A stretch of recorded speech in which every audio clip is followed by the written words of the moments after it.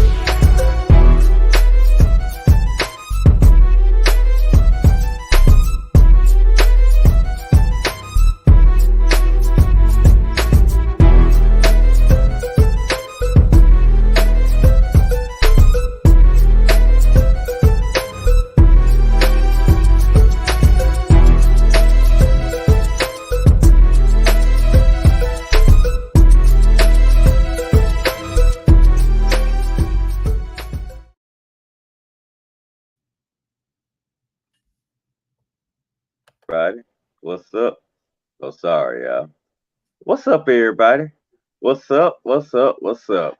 Episode 348 about to start. No, we're coming at you a little early today, but hey, it is what it is. What we got going on this week, man? We got a lot of injuries in the NFL. I swear, it seems like everybody get hurt all at once. Uh, is Russell pitching? Is Russell Wilson pitching back open? Well, good. UGA huge win and Bama another huge loss. Our NBA preview is about to get in full effect with the season just starting. A variety of NBA topics. Not sure which ones we're gonna cover, but we're gonna cover a few of them, so we'll be ready. World Series in effect. It's October, so you know October is a big sports month. You got football, basketball, and baseball, college football, all of it going on all at once. WNBA just ended. Hockey even started. Got a few boxing matches coming up. So you know I'm not gonna waste any more time. So I need to wake myself up. We need to start talking sports soon. So episode 348. Let's get it started. And What's going on, everybody? Welcome to another episode of the Red and Rev Sports Show. Guess what? Red, Rev, and Coach are all coming to you live from the ATL show. Giving you real sports talk because we are real sports fans. We're real sports athletes who have what, gentlemen? Real sports knowledge. So hang out with your boys, Red, Rev, Coach, and possibly Amani for episode 348 of the Red and Rev Sports Show. And as is our sports custom, we're going to go to our numerologist, Coach Patrick Thomas, to give us something or someone that deals with those three digits, 3, 4, and 8. What do you have for us, Coach? You're on. Yes, sir. Good morning, everybody. Good morning. I'm gonna sidetrack a little bit today. I'm gonna go to the sport. Since it's the World Series and it started yesterday, I'm going to the sport of baseball. I went and found a guy, and it's interesting. I found this guy because he has a lot of common characteristics with me. Being that his birthday is the same day as mine, he's played for 3 teams. He played for Minnesota, Detroit, and the Los Angeles Angels, or whatever they call now. He wore the number 48. He's one of the best players of all time for the Minnesota Twins. He might be hated here in Atlanta, but he's loved in Minnesota, and he works in some capacity right now in Major League Baseball. You know him, but you don't know him well because I don't talk about him a lot. Number 48. Three-team player, Torii Hunter, Minnesota Twins. Torii Hunter, Minnesota Twins. Okay, Torii Hunter, do remember him. Definitely had a good stint when he played with the Twins. Not much after his playing days with the Twins, but I wasn't expecting the Torii Hunter reference, but hey, it worked with 48. All right, so we'll roll with that. Good morning to you, gentlemen. How are you both? bye. All right, let's do this, man. As we always do, welcome Revenite Nation. They help make the show. I don't know if Revenite Nation is awake yet. It takes them a little time to come to this 10 o'clock hour, but let's see what we got. Winston Thorne, what's going on? Appreciate you telling everybody to hit that smash button and following Winston's lead. Please, man, please, sir, hit that share button. And I used to have it up here, but hit that share button. Let somebody know you're rocking with the Red and Rev Sports Show.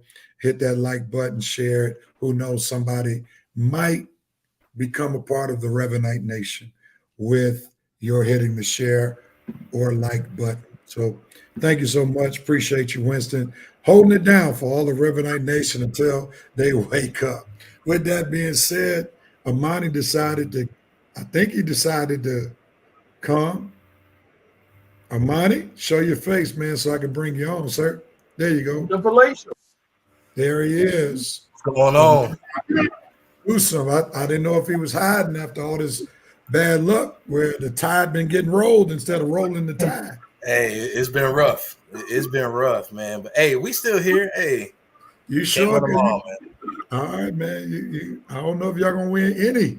Keep going with the boy. I don't know in championships coming to Hunt. Where y'all at?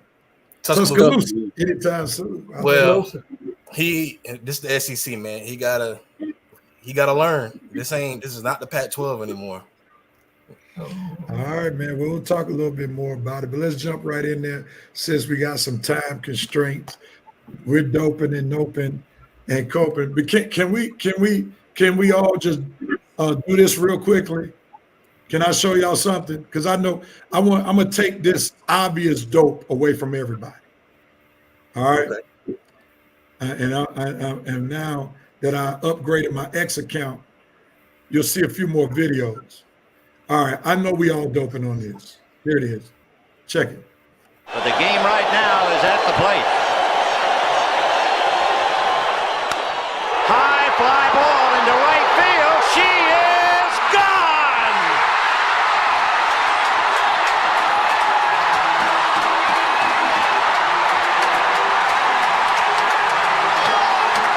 In a year that has been so improbable, the impossible has happened.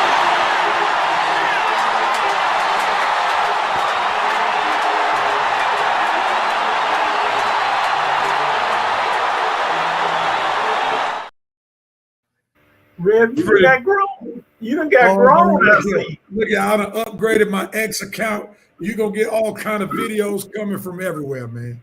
But that was just dope. There's no need for us to harp on the obvious. That's all I wanted to do. No need to harp on the obvious. That was the dopest moment all week. Freddie Freeman, even though he did it in a Dodgers uniform instead of a Braves uniform, we'll give him a pass. All right. So now, Coach, what's your dope moment? My dope moment goes to the young man from Boise State that a lot of people don't see, Ashton Junty, who has now climbed his way up to the top of the Heisman race. He had a comeback victory. He helped Boise State get a comeback win over University of Nevada, Las Vegas. He rushed for over 130 yards, and he continues to show everybody, even though he's on the left coast, why he's the best running back in the country. All righty. Excellent. Absolutely excellent. Before I go to Red, hold on for a second. What's up, Eric? Glad to have you, bro. Appreciate it. Armani, you joining us with a dope moment? Yes, sir. What are you doping on? Actually this week, man. I'm doping on Drake London. Drake London cracked the top 10 in wide receiver yards, and I told people when he can finally get a quarterback that can get him the ball consistently, even though he didn't have a good week last week, Drake London's gonna be a top 10 receiver, and that's where we are right now. Top 10 in yards and touchdowns. Doping on Drake London. Excellent. Coach, don't say nothing till if it happens again, say something. There it is again. Oh, my Daddy here. Hey, Dad. Man, I got it. I know how to fix it. All right. Go ahead, Rick. What are you doing? I didn't even notice it till y'all said something. That's the third time. I didn't even notice it. Dad just came. Oh my goodness! I gotta go to the. He like, I'm going national today. Oh man! Oh boy! It was so subtle though. How he just. I didn't even notice it. I'm like, I thought I was seeing stuff for a minute. I didn't say that. I didn't say that because I ain't want folks to think I was crazy. So I just said. Hold on, let me I was taking it back the first time, but then my mind wasn't playing tricks on me when I saw it the second time. I was like, I thought when I saw it the second time, I looked at Coach. That's how I know what Coach laughing about right there. Oh, that was hilarious. Yeah. Go ahead. I thought it was Go ahead. It's on me, right? Okay, yeah. I'm doping on. Yeah, I'm doping on my UGA defense, man. I mean, if y'all saw what I saw last week, you ain't got to worry about Freddie Freeman. That is the least thing for my mind. It's my UGA defense. That's the best thing I saw in sports last week, and I'm gonna keep hopping on that because my defense is back, baby. I hadn't seen my defense play like that in maybe over a year. That's probably the last time I saw our defense play like that was maybe when we destroyed. Well, we beat Florida State up, but they weren't really trying to play, and still, our team last year could have beat any team that just quit. But I'm talking about that dominant defense of the 2 championship years. That's what I saw Saturday, and if that's what I see the rest of the season, fold up shop, baby, because college football season is over, okay? And definitely ain't worried about no Bama team trying to upset us at the end. So, UGA defense, welcome back, baby, because, boy, we have missed you. Excellent. Absolutely Don't be excellent. worried about, hey, y'all number one. Why y'all worried about us? We all the way down there. All right, no Alabama talk right now. I am doping on the New York Thank you, Liberty. Rev. I'm doping on the New York Liberty, bringing home the WNBA championship last Sunday against the Minnesota Lynx, even though the win came under a bit of controversy and the Minnesota Lynx coach was a little bit bitter about how the game ended.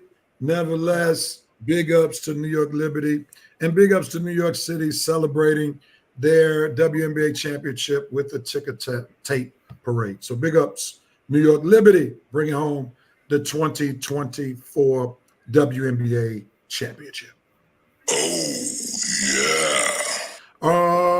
Montes, as coach will call you, rather. What are you noping on? I was debating between two notes, but I got to go with this one because I can't take it no more. Falcons defensive coordinator Jimmy Lake. What are you doing? What are you doing? We can't rush the passer. You let DK Metcalf just destroy AJ Terrell last week without getting him no help. It's got to be some defensive adjustments coming, man. You're letting all these things happen. You're not getting to the quarterback. Jimmy Lake, what are you doing? We got the players. The scheme, it's not the scheme. I mean, it's not the players, it's the scheme. It ain't fitting. Let's fix that before you have to update your resume sooner rather than later. All right. Red Armani putting coaches on notice today. Jimmy Red, Lake, hands on, coach. What you got, Red? Noping on. I am noping on one New York Yankees. That's right, New York Yankees. God, how could you do this to me? How could you leave 11 players on base last night, go 1 for 8 with me in the scoring position, put yourself in a position to get walked off by Freddie Freeman last night, New York? How? Winston, shut up about your New York Yankees, okay? Because they didn't do a doggone thing last night but lose and maybe let the World Series get away by letting old Braves Freddie Freeman come up and walk y'all off because y'all bums left all those folks in scoring position. This game should have been over with before it got the extra innings. But thank you, Yankees, because you can't get a clutch hit in a clutch moment, and you just let the Dodgers hang around, and then guess what? You let them off the hook. Okay, so darn you, New York Yankees, and I want to say something else, but darn you, okay? You let the Dodgers off the hook, so darn you to you know where. Anyway, done. Yankees. Yeah. All right.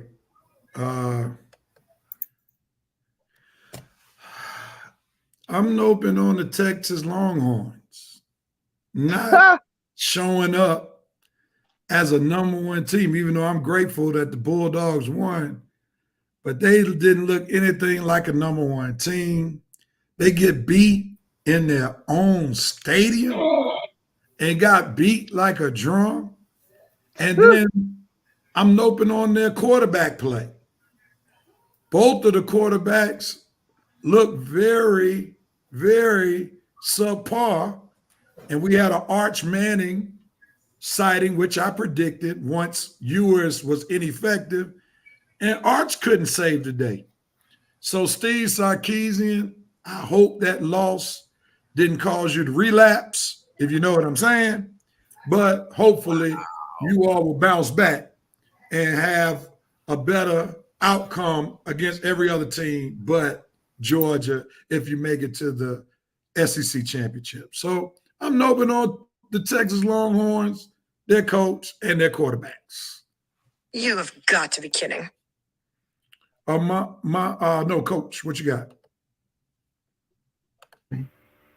See, Rev, you said relapse. I started thinking about Sarkisian went to his former defensive coordinator, Bortles and James. So I said, let me leave that alone. I'm not gonna go there. I'm gonna stay. My obvious note is for the head of officials for the Vikings-Ram game. And I know people will say, well, we got a good view at home of everything. But I ain't going to say it would have cost them again. They would have come back and won. But golly, what did you not see when that man's head turned around like Linda Burley on The Exorcist? How you saying he didn't get it wasn't a face mask? That man's head almost went to 360 for Halloween. And you didn't see it? What? I didn't have a good view. Well, what were you looking at? That cheerleader that said you could take out on a sideline or what? I'm like, good grief, man. That man's head almost went on a swivel. But hey, technology prevents you from seeing everything you need to see. And the Vikings lost. So blame it on the alcohol. Blame it on technology, Ref. It's okay. I understand.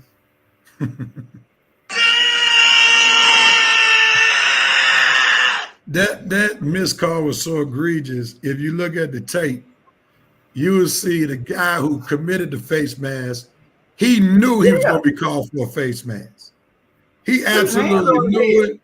He bowed his head, and then he probably saw once it wasn't called. Christmas came early for us today. It was egregious. Amani, what do you know?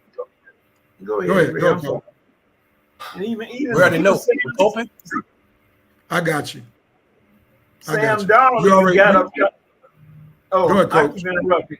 Go ahead. I'll get back to it. All right, Red. What are you coping with? Oh, I thought we were Armani. Did Armani go? He noped on Jimmy Lake. I forgot. Oh, okay. All right. Well, what am I coping with? Well, I got a couple of them. I'm trying to see which one I should use. All right. Well, I guess I talked about my UGA boys early. I'll save this one for a later time. I'll cope with old Draymond again. God, man. The season just started, Draymond. Now, I don't know what happened in yesterday's game, but I don't know if you got technical last night, but I know you got technical in game one. And I'm like, man, Draymond, geez, the season just started. What you so upset about? Warriors have to cope with this again. Hopefully, Draymond keeps a cool head, but you're going to have to cope with this volatile and eccentric behavior. Another 82 games, and possibly the way y'all playing this year, possibly into the playoffs. So, once again, Warriors got to play babysitter to a grown Draymond Green.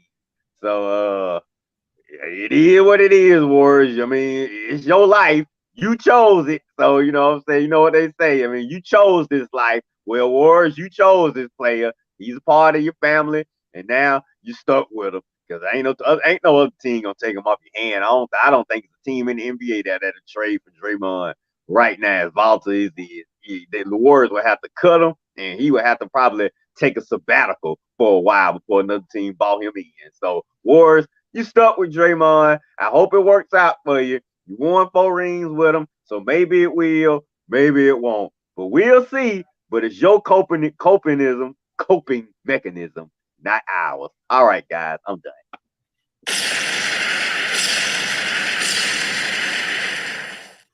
All right, I'm coping with the fact that it seems like in college football, there's a new type challenge to get calls overturned, that I'm kind of coming to grips with. I'm not know if I'm coming to grips with that or not. So you know how we have the coaches challenge in the NFL. But now we got the throw your bottles on the field challenge to get calls overturned, as we saw in the Texas-Georgia game, where there was a pass interference call that was supposed to stop an interception that Texas got. So then the fans just throw bottles on the field, which stopped play for about 6-7 minutes. Next thing you know, after all the bottles hit the field, the referees had a chance to discuss, and then they overturned the pass interference. I think this is dangerous if we're going into a new era of challenges, to throw your bottle on the field challenges. Come on now. We got to get back down to integrity in the game now. If you mess up a call, you just messed it up. But let's not encourage fan bases to continue to participate in the throw your bottle on the field challenge, because too many people are going to get kind of hurt with that kind of challenge. Let's do better now.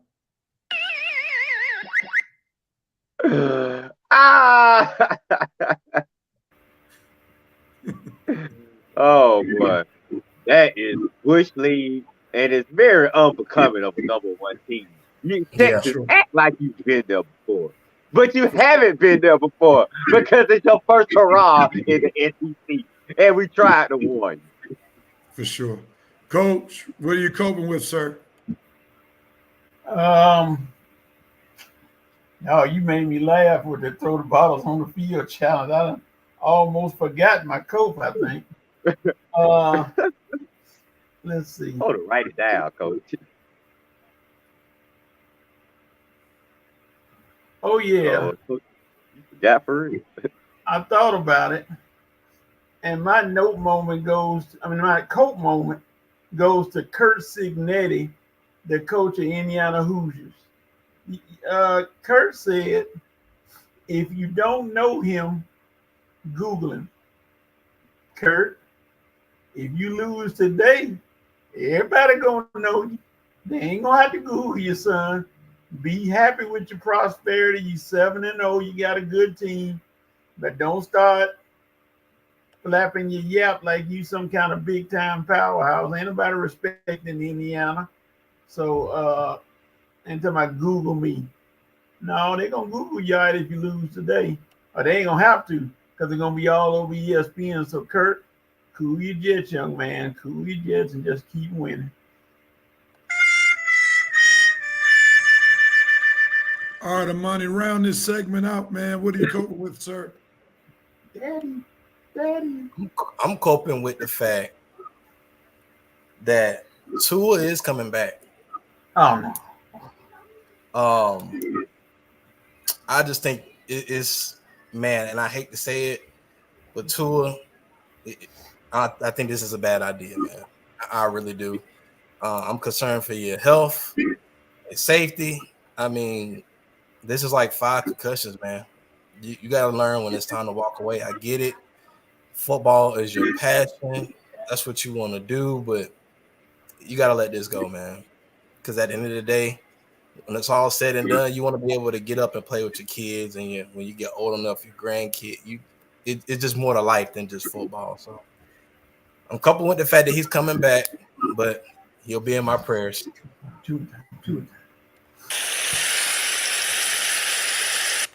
Well, Amani, look at the bright side.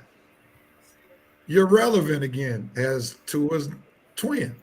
So, you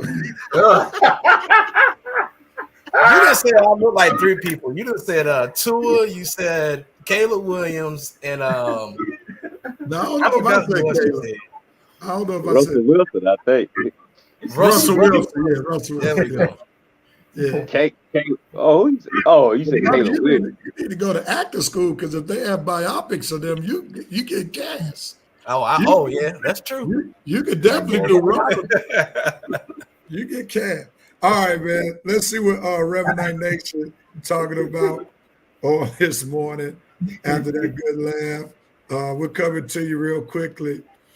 Let's see. Good morning to you, Dante. What's up, bro, John? Glad to have you. He's giving a big shout out to Coach. Dante said, Rev, I did what you did. I decided to get an AFC team. His team is the Carolina Panthers. I definitely understand why you did that, bro. And they already welcomed me to their fan base. Let's go Ravens. Ravens? Ravens? You come on, Dante. That's not a bad AFC team. The Coach's Corner says nope on UGA beating us like that again. Next time it will be different. Maybe next time. What make you think they're gonna be a next time? Y'all got Vanderbilt today. For all we know, Vanderbilt gonna beat y'all down. You know what they did to Alabama when they came to town. So don't be so cocky, coach. Yeah.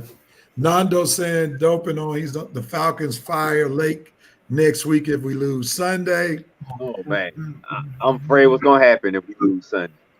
Nando also said the fact that Jimmy Lake is saying that nothing is wrong with this defense. Delusional. Armani, you gonna like? Oh no. Pastor Hampton, what's up, my buddy? He said Texas will lose to Vanderbilt today. Don't tempt me, Reverend Hampton. I might choose the upset now. I doubt it.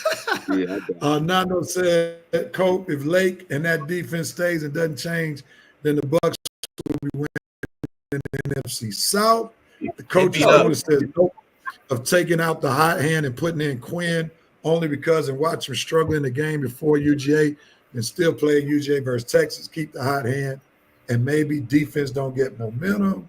I never saw a hot hand from any Texas quarterback last Saturday. Maybe I was watching another game. Yeah. I think you meant before the game, real, because there was no hot hand. There were no hot hands in that game. Both of y'all were wrong. Both of y'all were wrong. He was hot. He was trying to get rid of that ball. Okay, all right. That's the high hand. Trying to get. Okay, I go with that. Real. Only way their hands were hot is if they lit them on fire. Pastor Evans said officiating overall in both the college and NFL has been horrible. The coach's corner says Cope, our defense not going to change. It's going to be trash, and Morris not going to change anything. Players coach that does nothing. He was getting Coach Corner came at me, man, cut it out. It was the wrong call, period. They got it right after the fact. It was the wrong call, but they don't need to throw your bottle on the field challenge to get it right.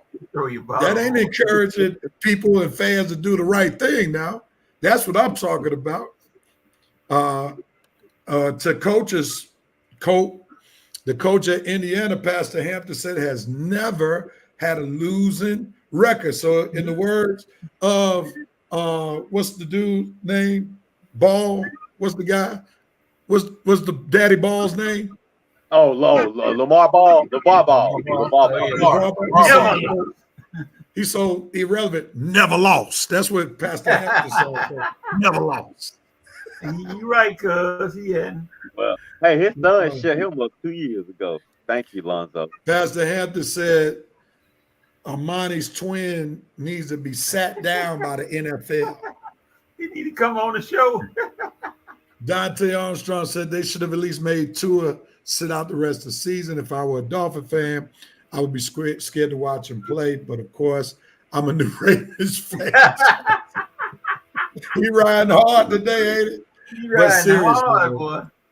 Yeah. All right, now, Dante, once Carolina win, you can't come back. All right, Pastor, you've already let your comments say good morning to us. Keep up the good work.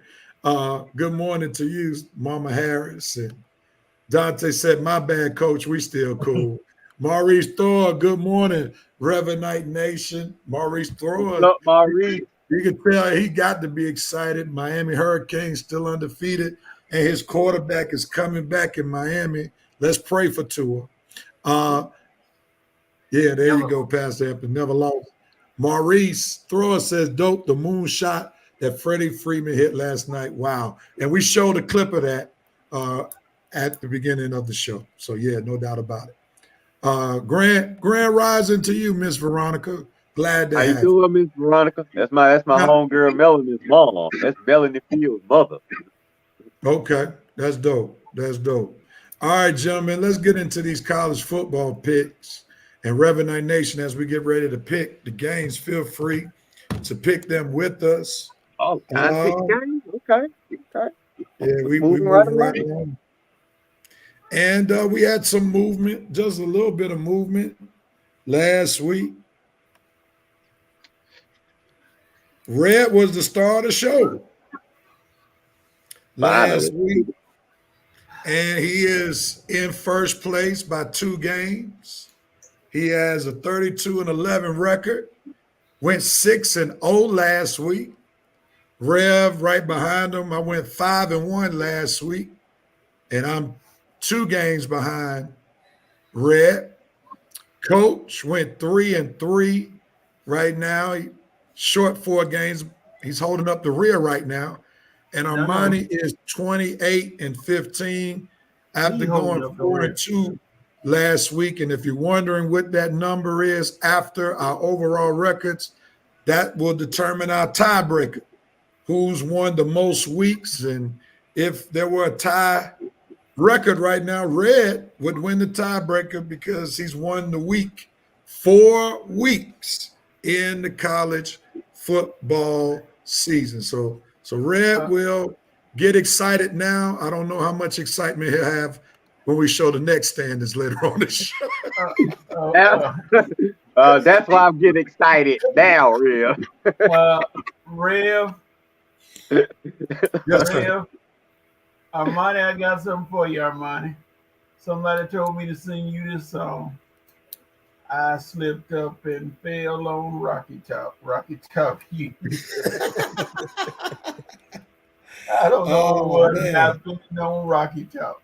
I said, man, dog, I knew that was a win. I said, God, dog. Well, Not the way that defense playing. Yeah, not the way that defense or offense, if we're gonna be honest. Jalen Milroe turned the ball over twice. Yeah, he's been Coach, you can't guarantee any Alabama wins no more this season. I know what win we can guarantee against though. Which one? Huh? Oh, I thought somebody said something. My bad. I'm sorry. My bad. I know what I'm just saying. Hey, Alabama might win a championship if they can play Georgia every week. Every week. Yeah, you're right. We the only school y'all get up for, man. It's like y'all just daydream against all the other schools. One day y'all gonna daydream against us. All right, gentlemen, let's get ready to pick these games for this week. I think we got 6 games.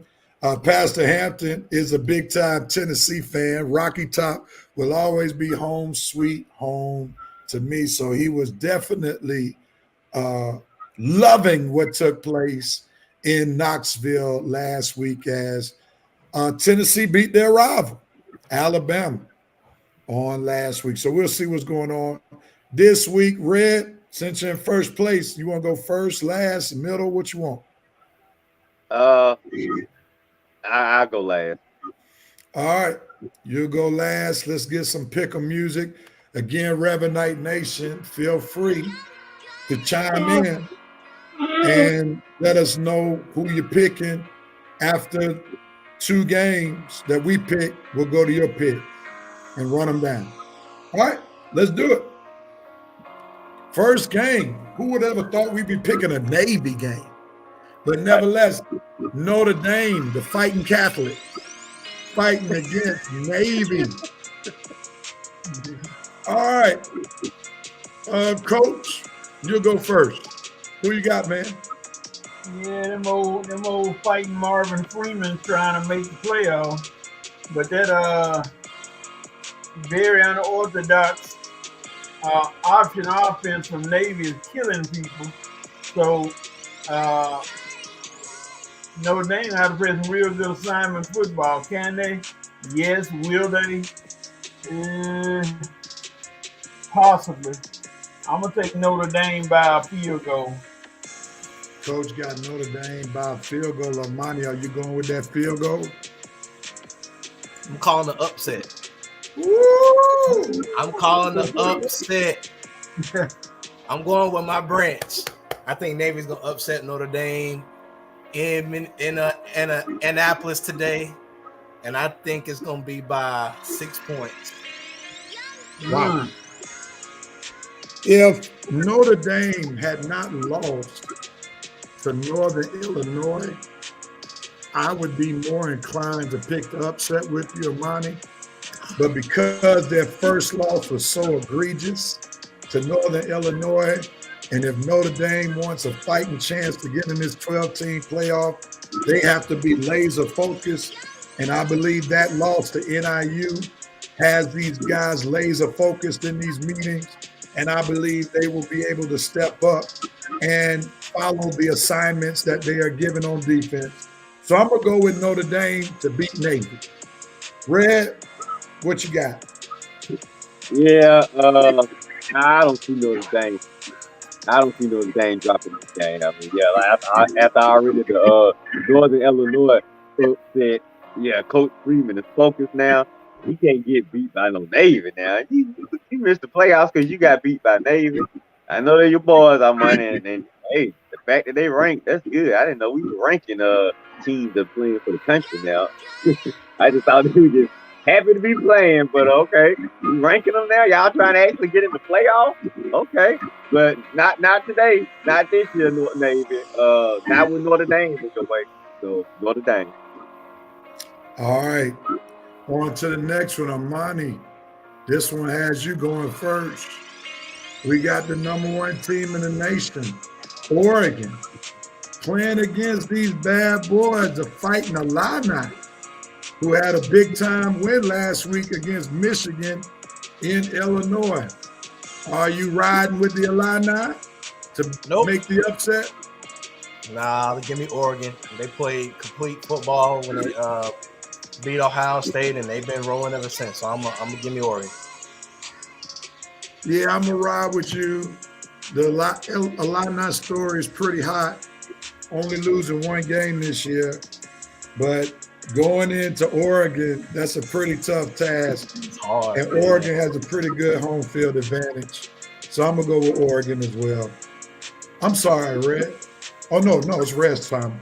Go ahead, Red.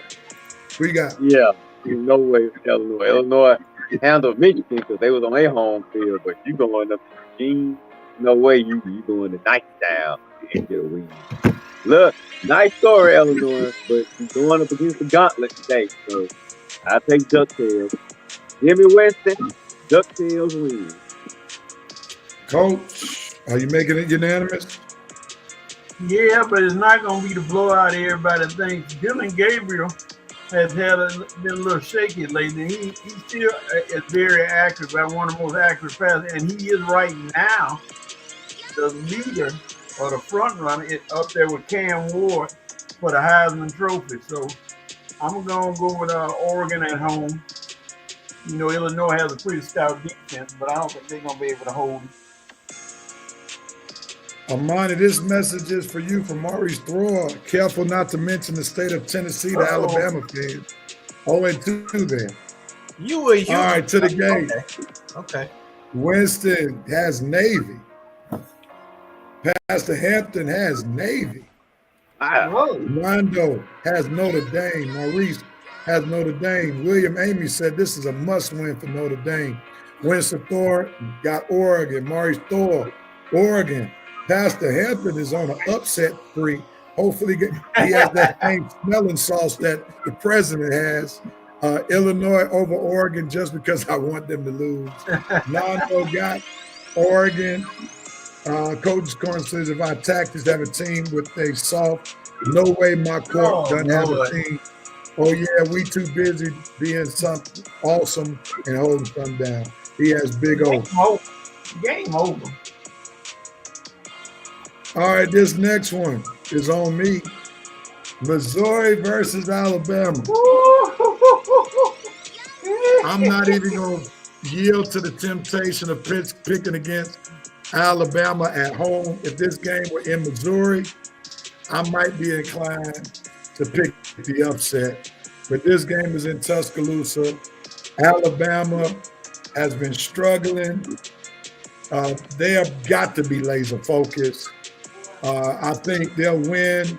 Will they struggle doing it? I believe so. But they'll still come out with the dub. So I'm going Alabama. Who you got, Red? Yeah, I would be shocked if Alabama did bounce back at home now. versus Missouri. Now Missouri wins. Oh God, I hate it, but it's okay. Alabama should bounce back at home versus Missouri. I'll be completely surprised, not shocked, but surprised if they can. Coach, Alabama, Missouri. Hey man, I'm going with Missouri to play a good game until the first quarter ends. Then it's over with that. Alabama gonna bludgeon Missouri. This ain't gonna even be close. All right, Monty, tell us why Alabama wins. Because we at home. I mean, you got to win this one. But the thing is, if we lose this weekend, we got to start having some conversation. That's all I'm going to say. We got to start having some conversation. Hey, we ain't used to this, going 3, 4 win, 5 lost seasons. No, after that, we got to start talking. We got to have a conversation. Well, say Nick did go 7-6 his first year now, so didn't the boy get some grace? But didn't you tell me, Rev, last week? You said this is a different time because Nick Saban had to do a full rebuild. Kalen DeBoer don't have to do a full rebuild. Remember, before Nick Saban got there, they went 6-7, 7-6, something like that. So it's definitely different. It is different. That's fair. All right, Red, you finally picking first. Reverend Knight Nation, we're coming to you after this pick. Do you have the guts to choose Vanderbilt over Texas?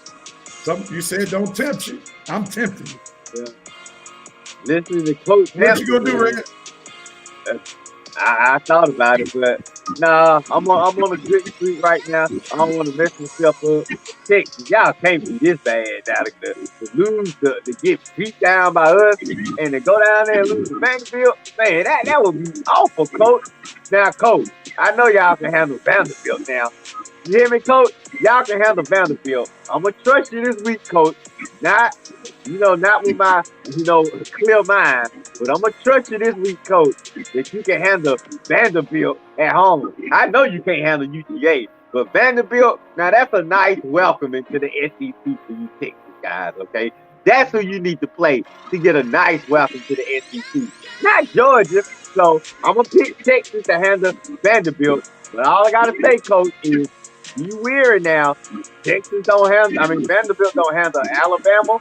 They put the goalpost in the river. If they beat y'all, man, that goalpost might be in the ocean, okay? So we don't want to see Vanderbilt's goalpost in the ocean, Coach, okay? So handle your business, so we won't be clowning you again next week, okay? I don't want you hiding like you was last week. So handle Texas, and we'll have a nice conversation out. Texas. Oh, Rev, I hope they learn through this. All right, Coach, who you got? Not you, Coach. I'm talking about Coach from Texas, man. Yeah, Texas has been a powerhouse, so-called powerhouse for years. Vanderbilt is just learning about how to be a relevant team. So this is my game is going to be what I call my BTK special. And if you don't know what BTK is, it's called Beat the Kids. And Texas is going to beat the kids who just learning how to be good and gonna bust them up a little bit saying, hey, sorry, Vanderbilt, y'all not on our level yet. And to quote that song that I have gotten to not like very much because they play it so much, they not like us. Texas. All right, Coach. And just to let everybody know, we are not advocating child abuse on this show. Armani, who you picking, sir? Yeah, Texas they'll win this one. I mean, you can't lose to Vanderbilt. We know, trust me, but you can't lose to Vanderbilt. Sark and like I said before, Sark and DeBoer, they had the same problem. They just can't make adjustments when adjustments need to be made. But they'll be good enough to beat Vanderbilt. But when it comes to the top teams, it's just them adjustments. They can't make them. All right, I'm making it unanimous. Texas beats Vanderbilt. I think they'll be laser focused coming off that loss that they took at the hands of UGA. Reverend Knight Nation, we're coming your way. See who you're picking. Here we go. Nando has the Missouri Tigers winning. Wow. Boy, these folks either Bama haters or they really think Bama's in major decline. Maurice Stoller says, show me some Tigers. Go Mizzou. Wow. What? Y'all crazy. Dang, boy, Bama, another loss for Bama. Du Bois might not make it this season. Pastor Hampton, Missouri with the new national hero Brady Cook, and Amani in the ER with the double doses. Man, these folks really thinking this. Wow. Y'all crazy. Y'all do realize Bama at home, right? Lord have mercy. Wednesday has Texas. Nando, Texas. The coach's corner says, watch your mouth, Red, all the way. Pastor Hampton, Vanderbilt over Texas. Welcome to STC. Pastor Hampton, Lord, I'm glad you're not in the standings because you done picked a lot of upsets today. Pastor is going upset Central today. Maurice Thor, go Vanderbilt. Okay, y'all crazy. Y'all crazy, man. Pastor Hampton said, didn't Vanderbilt beat Alabama or was I dreaming? Oh, wow. That was, but come on, Coach. They not Texas just lost. They got plunged by us. You think they gonna not be ready for a Vanderbilt team? Hey, if Texas lose to Vanderbilt, that relapse you was talking about earlier, that might happen for real because that dude's feet is gonna be on fire. Boy, in 2 weeks, his feet gonna be on fire. Real. I can see my cousin Pastor Hampton having a sermon if Vanderbilt beat Texas. I can see it going. He can get into it just like Vanderbilt went in and stomped Texas. And you can stomp evil. I can see it coming. You can stomp your Goliath. Man, after if Missouri and Vanderbilt win today, man, I tell you, I won't have, but I will be speechless. Armani, you can take that hat off and put your Alabama hat on and go coach. Because I know you. I mean, you already look like a coach, so you might as well. No, I forgot two a time. So, my bad. They don't want me to go out. The way that defense playing, they don't want me to go out there. All right, Coach, jump in, man. Last game we're picking LSU versus Texas A&M. This is a huge game because the winner of this game will assume first place in the standings for the SEC. Woo. This one of those, if you do or you don't, you just got to go one way. And I'm going to ride the hot team. Now I got to go LSU because they're down in Death Valley. So LSU field goal time. You know, Texas A&M is riding right now, but I'm going to go with LSU. I'm sorry. All right, Coach. No, they playing in Texas. Hold up, Coach. You may want to change your thought process. This game is at Texas A&M. That's what I just said. Yeah, I'm going Texas A&M. I'm sorry. Yeah, okay. I got distracted by the delicious food on college game day. My bad. All right, so we need you to turn the television off. Yes, sir. Go on, Monty. Who you got? LSU, Texas A&M. Texas A&M.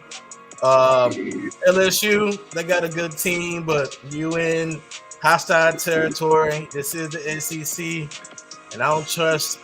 What's the name? Nutsmeyer? What is his name? Nutsmeyer. Yeah, I don't trust him. Not in big games. Jared Nutsmeyer. Yeah. Texas A&M. Plus, I can't stand LSU. So there you go. It's a tough one to pick, man. I like Texas A&M because of home field advantage, but then I like LSU because the quarterback play definitely favors LSU. Nussmeier, 18 TDs to 6 interceptions. Weigman, whatever, 3 TDs, 4 interceptions. That's not too impressive. I'm going to jump out there on a limb. Since my daughter went to Southern, LSU's in Baton Rouge, I'm going to let Michelle, her experience at Baton Rouge caused me to move in that direction. So I'm going LSU. Who you got, Red? Real, I thought I was gonna be by myself, man. I'm following you out on that leg. It's just something about these quarterbacks. This Texas quarterback. I don't trust that, man. I don't trust these numbers right here. I almost went Texas because they was at home, but then I had to think about it. All right. Kelly, I've been going with you the last few weeks, man. You got me to the top of the race, so I might well stick with you. So I'm gonna go with you, real. I'm gonna jump out there on that limb. LSU wins on the road in an upset. It's probably gonna be a close one. I think LSU makes one more play in it. I think they're a little bit more explosive than Texas A&M. All right. Let's see what Rev Night Nation talking about. Pastor Hampton said, that's my clothes too. Talking about what we were talking about last segment. Nando got LSU Tigers. Winston, Texas A&M. Pastor Hampton, when Missouri and Vanderbilt win, I take my money spot until Alabama wins. They kicking you off the show, never in my life will I root for A&M, so LSU all day. Maury Thrower says, I'm riding with Texas A&M. Call it a home pick. Pastor Hampton says, LSU is the only upset I don't choose, but Elko is winning if Connor Wickman can pull it out together. All right. So that will conclude our pick for this week. Thank y'all, Reverend Night Nation, for chiming in. There'll be no HBCU report today. We'll get back to making sure that we report on them next week. I promise you that. I promise you that. All right, gentlemen. Well, we've officially reached halftime of the Red and Red Sports Show. We've given you NFL. Halftime already? We've given you our note for the week. And we'll be coming back with some basketball, baseball, and some NFL picks.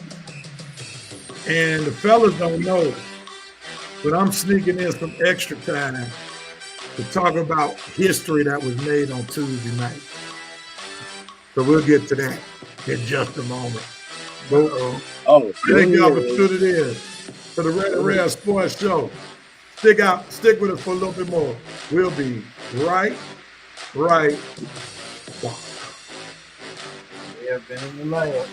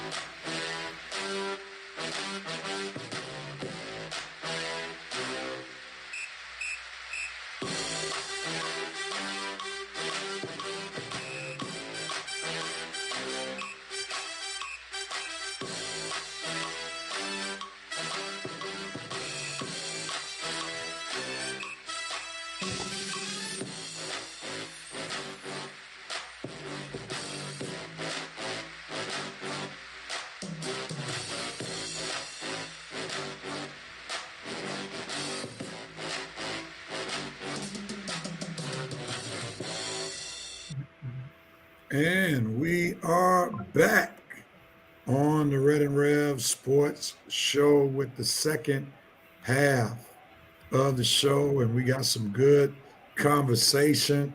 There was a game that happened last night in baseball that lived up to the billing that everybody was talking about. The Dodgers and the Yankees did not disappoint. And if by chance you missed the ending of the game or the beginning of the Red and Red Sports Show, let me jog your memory. But the game right now is at the plate. High fly ball into right field. She Freeman goes deep with the grand slam, the first walk-off grand slam in MLB history. Let me start with Red. What were your thoughts about last night's game? And then go ahead on and make your World Series prediction. Well, I just come right out and say I was a little bit of I was happy for Freddie, but I was disappointed for the Yankees. I'm happy that I'm always been a Freddie Freeman fan. It was nice to see him in that moment. I hated he's wearing a Dodgers uniform in that moment. But Freddie, I ain't gonna never hate you, man. You'll always be a Brave to me. Congratulations from what you've done in the game to this point in your career. You earned that moment. You had a difficult regular season. You had issues going on with your ankle. You had even more important issues dealing with your son. And your team, everybody was rallied around you, and you made it through on the other side. And like I say, man, that those are the type of moments that we look back. Those are moments that stand the test of time. I mean, we remember we still talking about Kirk Gibson to this day with the and now we might look back years later and be talking about Freddie Freeman holding his bat up because he knew it was gone. Boy, he knew it was gone. I knew it was gone. I could tell just by the way that swing. I was like, oh, that is out of here, man. And when he held that bat up, I was like, oh, God. Because I'm pulling for the Yankees to win. But, man, with all the chances the Yankees blew yesterday, 11 men, like I said earlier, 11 men left on base, 1 for 8 with runners in scoring position. I mean, chance after chance that you had to end this. Yankees, I hope this don't actually become a Kirk Gibson moment to where this moment propels the Dodgers for the rest of the series, and then you just don't have a chance in any other games. We'll find out today. If the Dodgers come out and just blow y'all out off the water and blow y'all back to New York in game 2, I'll know that was a Kirk Gibson moment right there. But if you hang in and you tie the series up tonight, then okay, we got another series again. But Rev, that Freddie Freeman moment, those are the type of moments, like I said, that stand the test of time, that won't be forgotten. And if the Yankees don't be careful, it will be the moment that eventually buried them. So we'll see how the rest of the series go. But like I say, hating on the Dodgers because I'm not a Dodgers fan. So boo for the Dodgers winning. But Freddie, dude, I am in awe, and much love and praise goes to Freddie Freeman and everything he's done for my Braves and for the sport of baseball. Red, since you mentioned it twice, I'm trying to always improve the show. Watch this. The big 3-2 pitch coming here from Eckersley. Gibson swings and a fly ball to deep right field. It's gonna be a home run. Unbelievable! A home run for Gibson. And the Dodgers have won the game 5-4. I don't believe what I just saw. And I forgot to say, I don't believe what I just saw. I meant to say that. Yeah, that was pretty dope how someone on X put those two clips together. Of course, in my opinion, the Kirk Gibson one was a little bit more celebrated because it was against Dennis Eckersley. He came off the bench hurt. Nobody expected him to play. And, that was just a great moment. But that moment by Freddie Freeman is not trailing too far behind the Kirk Gibson moment as one of the best baseball moments in Dodgers as well as Major League Baseball history. Coach, your thoughts, man. And I read, I don't know if I missed it, but what's your prediction? Who wins the series? How many my games? Prediction, well, if the Yankees come back and take care of business today, I think they can handle business because they'll win in LA and go back to New York and handle their business. But if the Dodgers win tonight, I think it's over with. If the Dodgers kick butt tonight, go up 2-0, going back to New York, I'm gonna look back at that Freddie moment that propelled them, because I don't think the Yankees can go to New York and take both games. If the Dodgers are winning tonight, I think the Dodgers will be hot, and I think that'll propel them to for the rest of the series. But if the Yankees tied up tonight, then I think they'll go back to New York with a little momentum, and they might be able to pull it out. So I think it all hinges on what happens in Game 2, real. I think Game 2 decides it all. There's a gospel song that says, "You can't straddle the fence." Come on, man. Give us a real prediction. Okay. I'm gonna predict that the Yankees bounce back and make it a series, and they bounce back tonight and get their stuff together in New York. So I'm still going. I'm gonna try not to let that Freddie Freeman moment. It's the best part of 7, so we need the game. How many games will the Yankees win it in? Yankees win it in 6. All right, so Red finally gets a prediction. Yankees in 6. Coach, what are you talking about? How you think about last night, and then what's your prediction? Rev, I see you've been in the lab. I see doing some serious work again. Every now and then you go deep into the lab and hide. And side note, Armantes, is Dad gone? Because I don't see him anymore. He must be gone. I had to take care of some business. Yeah, working on the car in the front yard. Might be out on the porch just chilling. Coach, leave my thoughts alone, man. Come on, Ali. It was just so surreal how he just casually scrolled through there while you doing the show. Like, he had to go find another wife for you, Coach. That one he had on. Coach, make the prediction, man. I'm sorry, because he didn't even look at the camera. He just scrolled on. I'm not. Don't show that again. It's already bad enough you showing Kirk Gibson, which is one of my most hated moments at the time, because I was an Oakland A's fan, and that just cracked my soul down to pieces. But now I'm gonna go Dodgers in 6. And give us why. Momentum is a strange thing, and I think with Judge struggling a little bit and not hitting like he usually does, I don't think they're gonna be able to pull it off. And the Dodgers have more hitters top to bottom, seem like. So I'm gonna go with the Dodgers in 6. All right, Dodgers in 6. Yep. Armani, do you have a dog in this race? If you do, what's your prediction?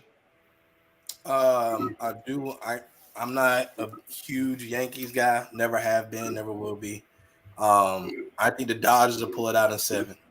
Because, like Coach was saying, I just think momentum is on their side, and the Dodgers are going to go over, and they're going to carry that momentum into the next game. So I think the Dodgers will pull it out in 7. Hold on, y'all, buddy. If the Dodgers have so much momentum and it's gonna carry over to this game right here, how in the world is it gonna get? If it gets to 7 games, that means the Yankees must have made some type of comeback to get it to 7 games. That means by then the Dodgers momentum will be gone, right? Yeah, but I think the Yankees will pull out one when they go back. So. Okay, well, if it goes to 7 games, Rev, after tonight, then I'm definitely say the Yankees will get it, because that means Dodgers' momentum will be gone if it goes to 7 games. All right, before I give my selection, I'm gonna let Reverend Knight Nation jump in here. Nando got the Dodgers in 5. Maurice Thrower has the Dodgers in 6. He said if game 1 was an indicator, we're in for one heck of a World Series. I totally agree. It's must-see TV, star power. Winston Thornton got in there with Red. Same prediction. Yanks in 6. Nando says, just like I called last year's World Series winner on this show. So he basically said, Red, you're wrong. I'm right. Oh, you called Texas? Okay. The coach's corner. I'm still hurt. Soto left us, so I don't ever want him to get another ring. So he got the Dodgers winning. I'm leaning in the Dodgers' direction to win this one for the simple fact I trust the consistency of Ohtani, Betts, and Freeman more so than I do Soto, Judge, and Stanton. And that's why I would lean in that direction. The Dodgers as a team, they've been there before. All of them, like if you look at the top 2 out of the 3, Ohtani, this is his first World Series, but Ohtani going to hit no matter where you put him. I mean, Ohtani's just clutch and arguably the best hitter in baseball. Then you got Mookie Betts, who is playoff tested. Freeman had been to the playoffs a lot. He finally did something in the playoffs the last year he was with the Braves, and we see he's done something this year. So I haven't really seen Soto just dominate, but he's a great hitter. Judge is kind of iffy. Stanton, I don't trust him. He's all or nothing. It's either home run or nothing with Stanton. So this is why I'm going to lean more with the Dodgers. And then I think the Dodgers have a better bullpen. I think that's what's catching up with the Yankees. If it goes beyond the 9th inning and their main guy is off the mound and they have to go to extra innings, then I'm not cool with the Yankees throwing a guy who all he just throws is change-ups to try to beat the Dodgers. That's a recipe for disaster. So I'm going to go Dodgers. Go ahead, Red. Last comment. Now, I know you mentioned the first 2, but I think this guy that the Yankees picked up at the trade deadline, the kid they got, Jazz Chisholm. Right.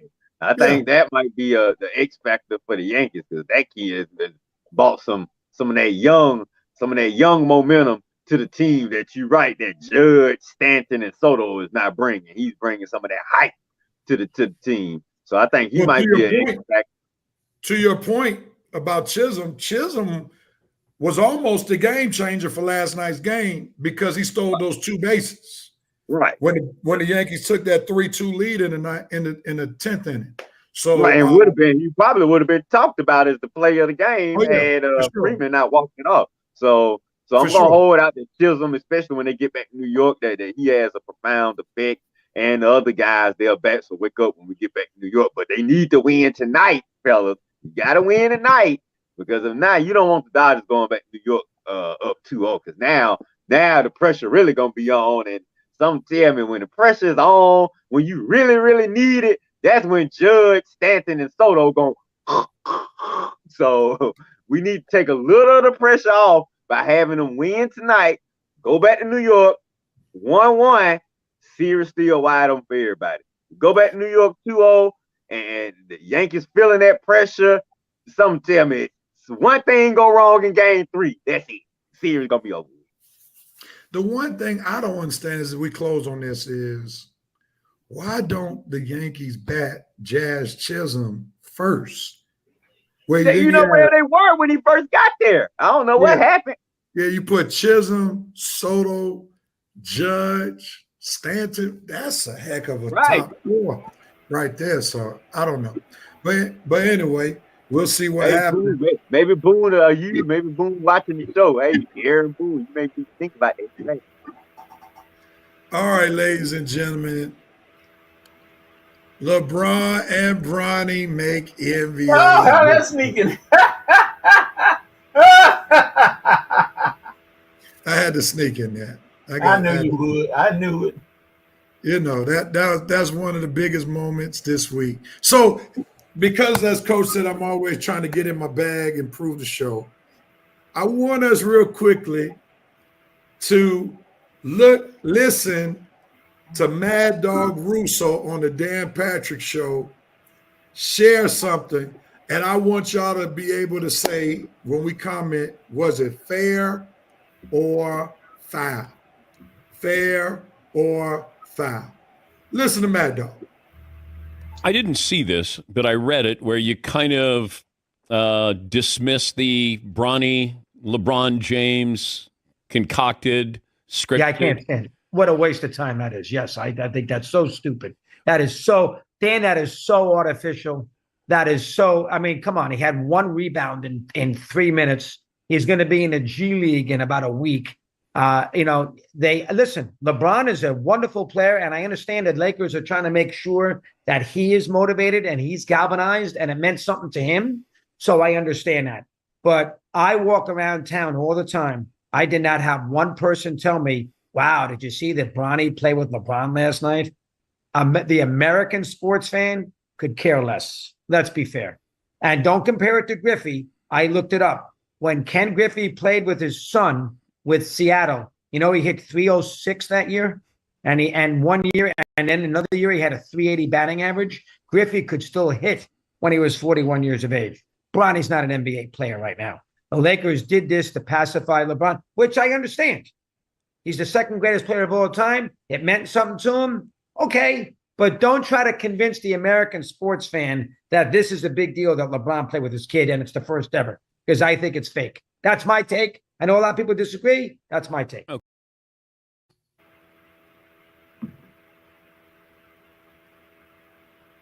We heard Mad Dog's comments.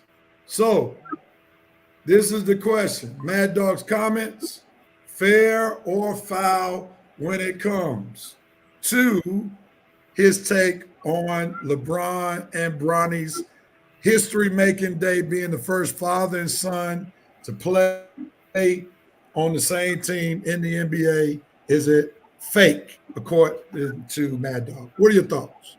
Who wants at it first? Red, go ahead, man. You look like you go ahead, Red. I'm interested as the resident Lakers fan on the panel. What do you have to think? Not paying attention to Mad Dog's wild hair. I mean, dude, Mad Dog. How about you use a comb when you get up in the morning? Did you not know you were gonna be on TV, Lord? Like you just got out of bed and just did that interview. But besides Mad Dog's wild hair, you have to say, even though I thought this was a sentimental moment, maybe because of the video I posted and the music that played along with it. Maybe it was the music that got me. Mad Dog would have to be somewhat fair. I mean, because you can't compare it to Ken Griffey and his son, because Griffey, his dad, was an all-star player, pretty solid, and his son was a Hall of Fame player, absolutely solid. LeBron, as great as he is, his son is not coming into the league as talented and as a high prospect as Ken Griffey was. Ken Griffey was a lottery pick. Bronny probably wouldn't even have been drafted if his last name wasn't James. Okay, Bronny would not be on the NBA team if his last name wasn't James. Bronny did not have a stellar high school or college career. The only reason we're talking about Bronny today is because his last name is James. This was nepotism at its highest, okay? LeBron pretty much took his son and said, because of who I am going to get you into the NBA and get you some guaranteed money faster than anybody else because you are my son and this is what I want for you. I want to play with you on the court. This is my dream and I'm going to make it happen. And make it happen, he did. No matter what the criticisms were, no matter what folks said, this was all about LeBron wanted to play with his son on the basketball court before he retired. Now, is it a nice father-son moment? Sure. I mean, I'm sure lots of fathers that play professional ball will have loved the chance to play with their sons on the field, on the court, whatever. But the reality is, LeBron, your son just isn't ready for professional ball, and all of the criticism, even though it was a historic moment that happened Tuesday night, all of the criticisms and all of the negativity that's coming your way about what's going on with Bronny being in the NBA, dude, you asked for it and you're gonna get it. And I can't say it's foul because Bronny is not ready. He should not be in the NBA. He did not. His high school and college career didn't show where he earned his spot to where he's getting right now. And that is the thing that folks are going to be criticizing you about from here into the end of time. So as long as you prepare for it, this is the reality of it. But like I say, it was a historic moment, but a historic moment for all the wrong reasons. Well said, in my opinion. Coach, jump in there. Fair or foul, Mad Dog's comments. I'm gonna talk to you like Stephen A. He talked to Shannon Sharp. Lower your camera some, Coach.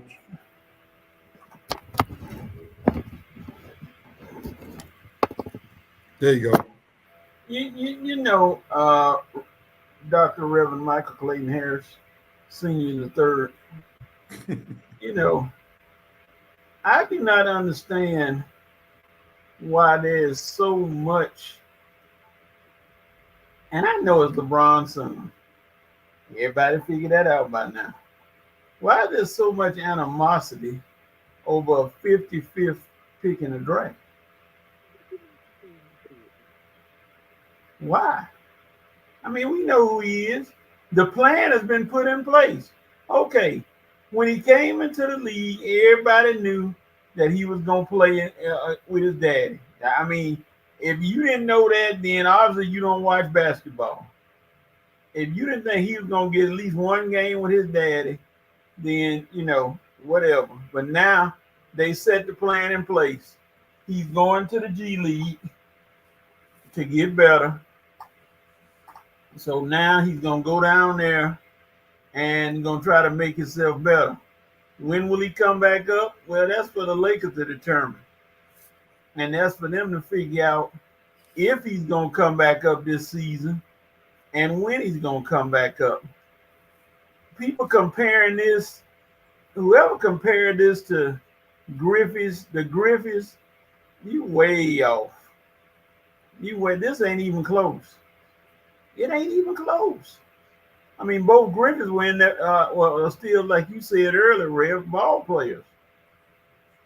Bronny, and I remember you said it a long time ago, and somebody actually tried to dispute you.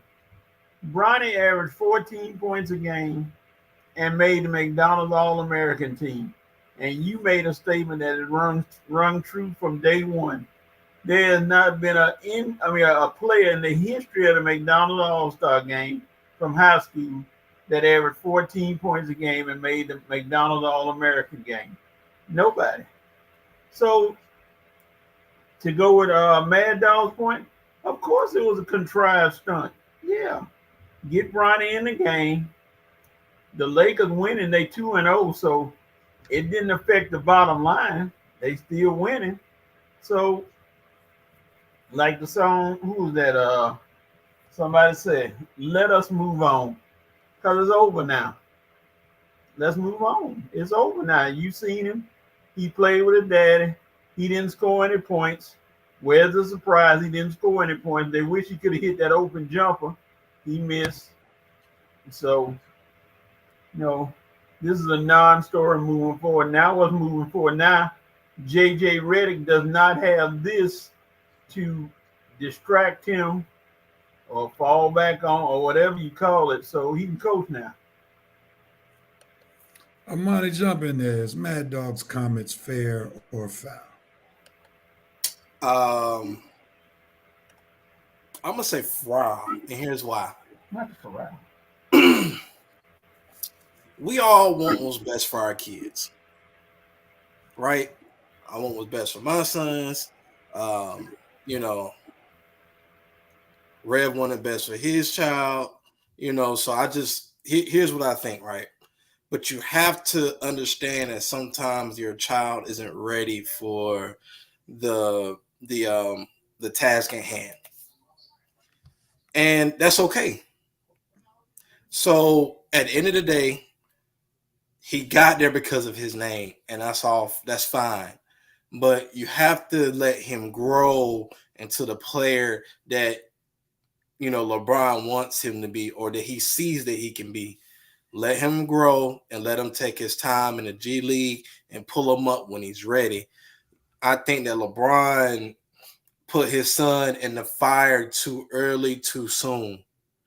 And that's what people have a problem with because, again, he didn't really score any points. He didn't do well. And he did okay in the preseason, but he's not ready for the NBA.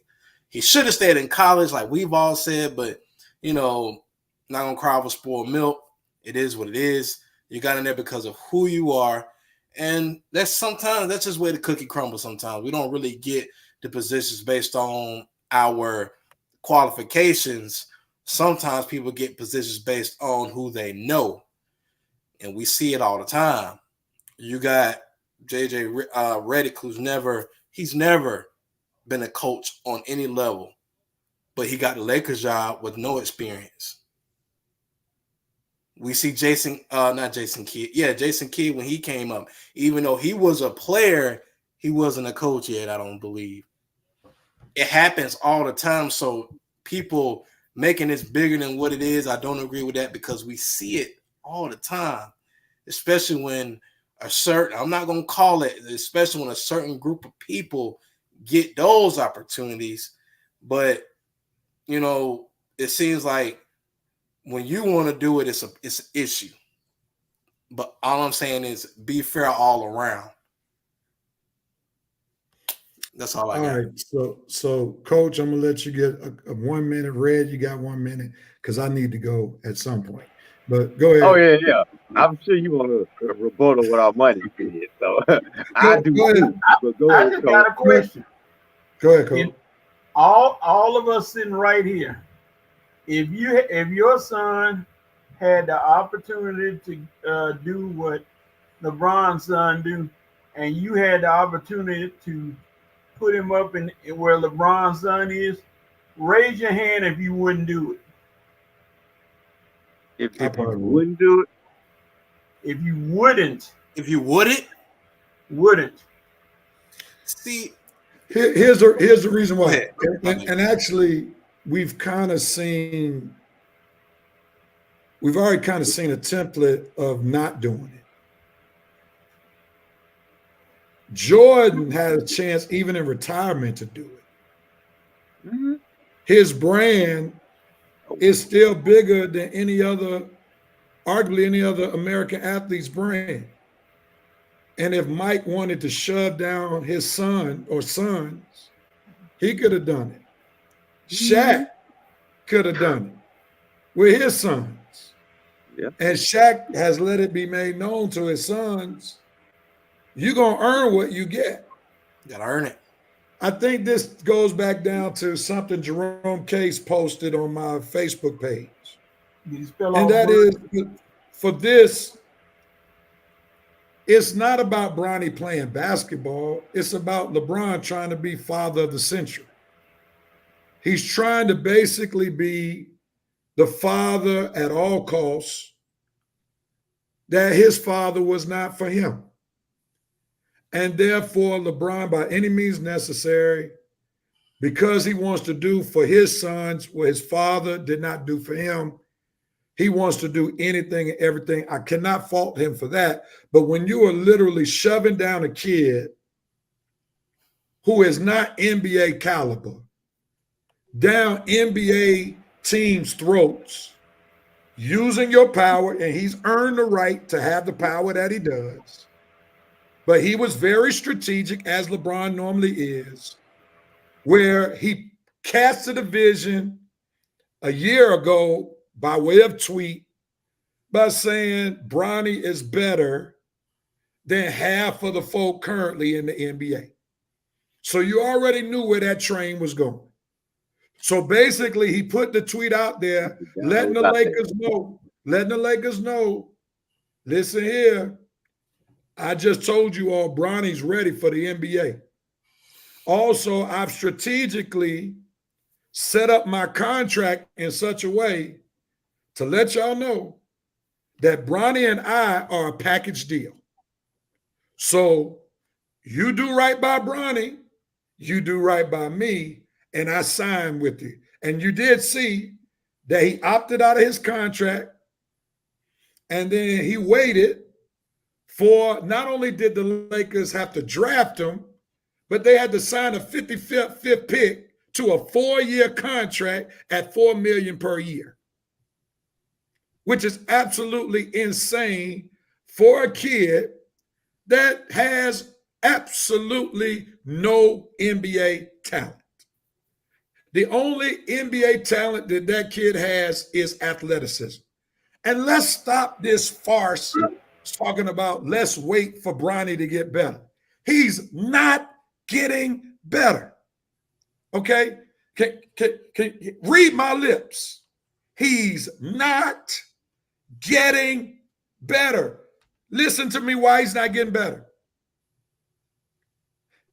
LeBron has enough money to give Bronny James, when he was a kid, up until college, up into the NBA, 24-hour-a-day basketball training. These kids have basketball trainers now when they're like 7 or 8. These Bronny, if he was going to be a good ball handler, he would have been one by now. That's true. If he was going to be a great shooter, he would have been a great shooter by now. What you see is what you get. And we sitting up here, let him go to the G League. He's still going to be trash in the G League. That's where he's going to be. He's not getting better. And here's the other thing. He does not have LeBron's DNA when it comes to mentality. Nope. Bronny grew up much differently than LeBron. Way different. This kid is too nice, man. This kid is too nice. LeBron didn't grow up in riches. LeBron had to scrap. Right. LeBron was passed around. He had to find him a home. So it made him tougher in a way that Bronny's never had to experience. Bronny has been born into wealth. Ever since he's been born, his daddy been paid. So Bronny doesn't have the issues that LeBron had to deal with. And LeBron is still showing that he's dealing with daddy issues. Because this is all about him trying to satisfy the void in his own life and trying to do it through making sure that his sons' lives are easier than his was, because his daddy was not involved in his life. And this shows us you can have all the money in the world, but that does not still solve some internal issues. So at the end of the day, Tuesday night was a farce. It was nothing but a photo op. Yeah. It was nothing but a photo op. Bronny, come on in the game so we can make LeBron's legacy go to another level where nobody else has ever experienced. And everybody knows on this show, particularly Red, y'all know I'm a LeBron guy. So when you sit up here and say, Rev hating on the legacy and Rev doing this, that, and the third, I'm the person on this show that says LeBron is the GOAT. I am. So don't come at me with you a hater, Rev. No. Here's my problem, and I'm going to close on this. It's hard for me to root for a kid to be an NBA talent when I don't even think his talent would have allowed him to start my 4 years at Morehouse College. It's hard for me to root for a kid who I think could not even start it for the high school championship basketball team that I coached in particular in 2004. And far too many kids have much greater talent than Bronny James. Period.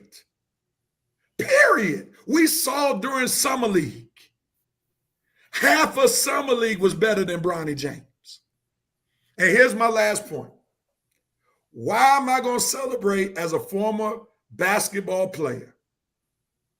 As a former basketball player, a kid who gets in the game and then they put him in the corner. Coach is a former basketball coach. When you don't want a kid to be a part of the game plan because you know they're the weakest link, you put them in the corner. That's the best place to hide somebody who adds no value to your team. And real. So that's why when we used to play basketball in elementary and middle school, y'all used to tell me, Red, go over there in the corner and just stay put. In the corner, yeah, because you won't hurt, you won't be in the way. Oh, buddy, you should have seen how they treated me, man. Rev and his little cronies at Mays High. I come in the gym, they ain't even, I couldn't even think about touching the ball. Well, here's the thing also, and I'm hold on right there. Go ahead, Rev. My bad. Right quick. Armani, and we're gonna come right to you. So let me get these comments. Did Bronny play last night? Absolutely, he did, and that shows you how Tuesday night was a farce. Oh, he did? Oh, okay. No, he didn't play. If he was really in the rotation, he would have played last night. But we know that's why it was a mockery of NBA history. The coach's corner, he wasn't even better than Wade's son. That's facts. That's facts. I can't disagree with that. Sister Harris says, will anyone say that LeBron is a billionaire because he knows how to wheel and deal? Absolutely. LeBron is one of the biggest wheelers and dealers that you'll ever meet. He's playing chess while everybody is playing checkers, and that's what he did with his son getting to the NBA. No doubt about it. Dr. Harris is a psychologist now. What you say makes sense, but give the young man no, Mom. I'm not giving him a chance because we have seen it. You know how we say in church, the best is yet to come? That doesn't apply to Bronny James basketball game. Okay. We are witnessing the best. And here it is. I, like so many other young kids who played basketball, who had hoop dream aspirations, there comes a point where you reach your peak. Reality. I had to realize when I was a sophomore at Mays, I wasn't going big time D1. I wasn't going to Georgia Tech, even though I had a chance to walk on to Georgetown, but I wasn't going to get a lot of minutes. My talent said, you do well in Division II. That's what my talent said. And even though I had a chance to go overseas, I wasn't going to the NBA. Bronny James, just because his last name is James, doesn't make him an NBA talent. Let me tell you this, Bronny James can work on his game for the next 5 years and he's still not going to be an NBA talent. He, like I said, had he had NBA talent written over him, he would have already been an NBA talent. You can't tell me a 6'3" guard who's an NBA talent who can't even handle the ball that well. You can't tell me a 6'3" guard who's an NBA talent who can't shoot the ball well. Like he's not even Patrick Beverly. Patrick Beverly is a goon. He's a irritant on the court. He has a purpose because he has a mental toughness that Bronny James doesn't have. Yeah.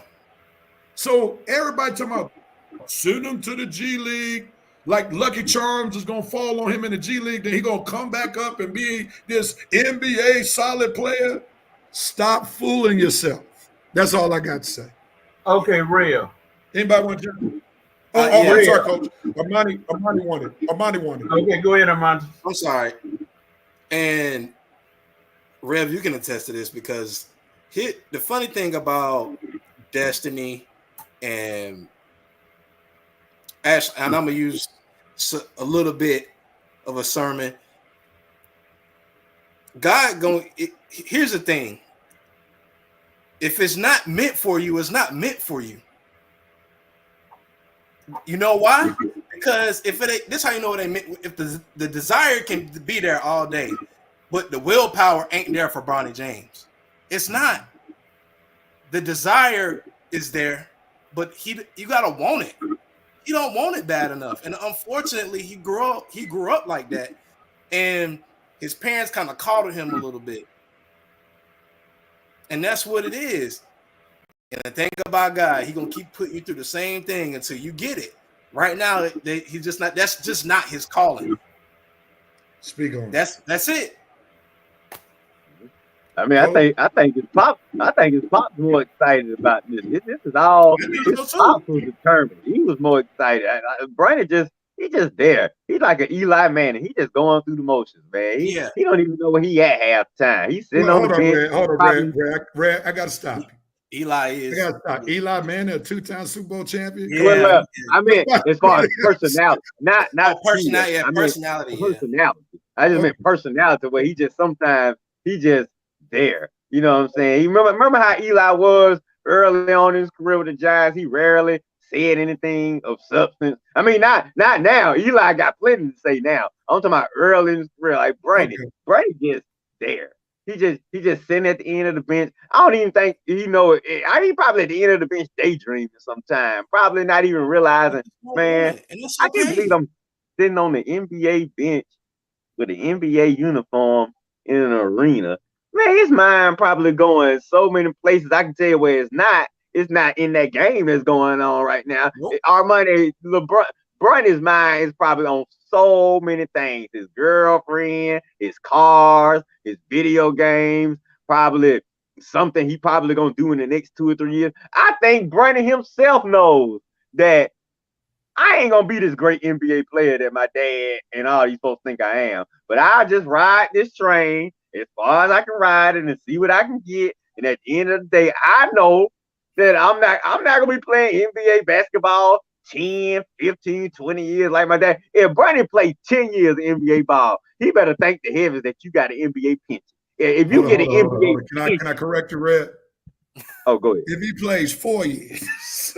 Oh, 4? Oh, okay. You get a pension. That's his guaranteed contract.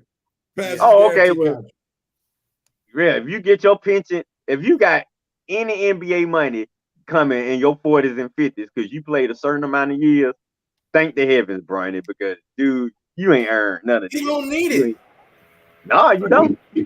He was a millionaire when he came to NBA. Right, and like Rev says, it's some kids that have the talent and they never get the opportunity. For all those kids in America that have NBA talent and never got the opportunity, they're gonna look. Those are gonna be the critics over Bronny right there. All the people who had talent, and let's not just say basketball. Let's say any area of life where you felt like all I needed was a chance, and I never got my chance. Those are the folks that's gonna look at Bronny and criticize him the hardest. Mm-hmm. Coach, those folks that never got the opportunity and felt like all I needed was an opportunity and I could excel, and you got somebody just giving opportunity, giving big time money, giving a spotlight like that. No, this is America, Jack. You got to earn your way. Gotta earn it. Real. Yes, sir.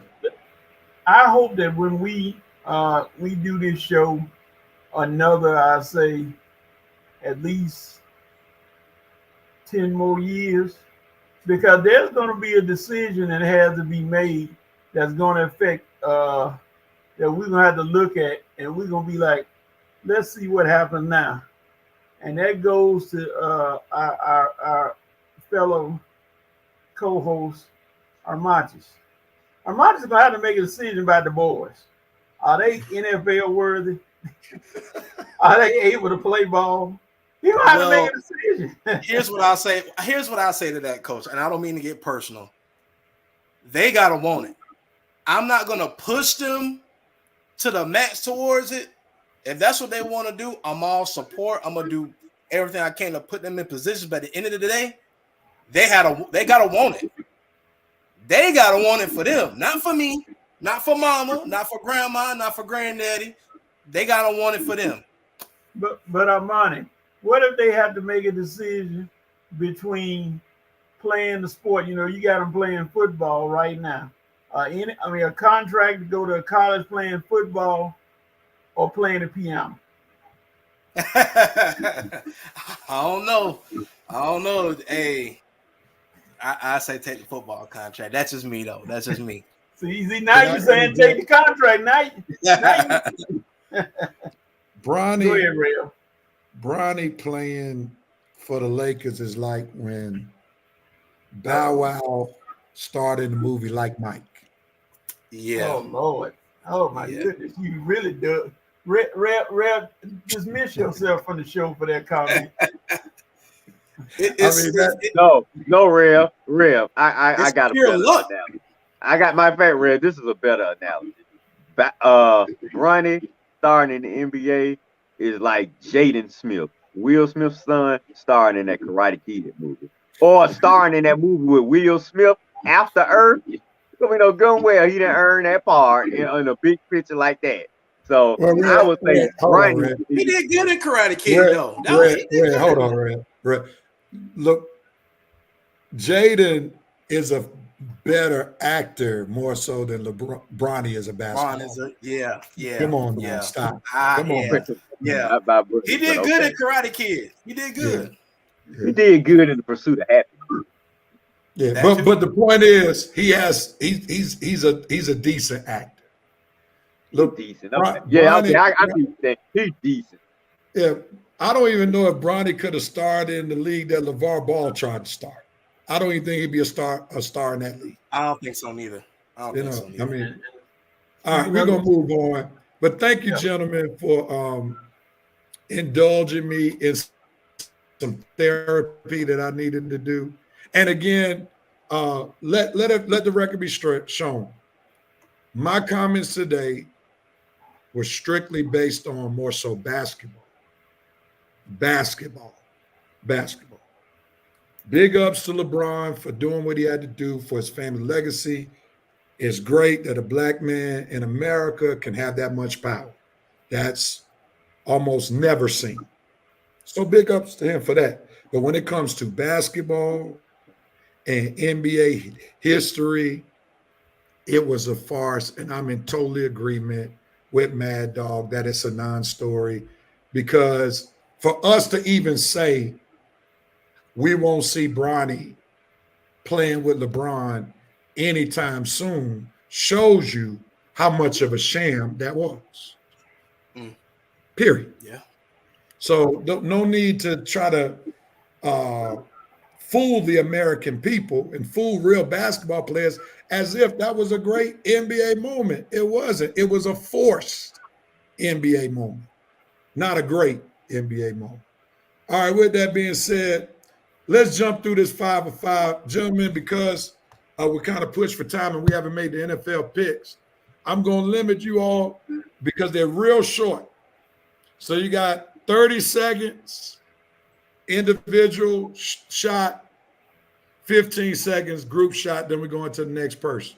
They're real quick takes, 5 for 5. So let me cue the music. None of our officers are here today. I don't know what that's all about. Maybe they boycotting the 10 o'clock time frame. I don't know.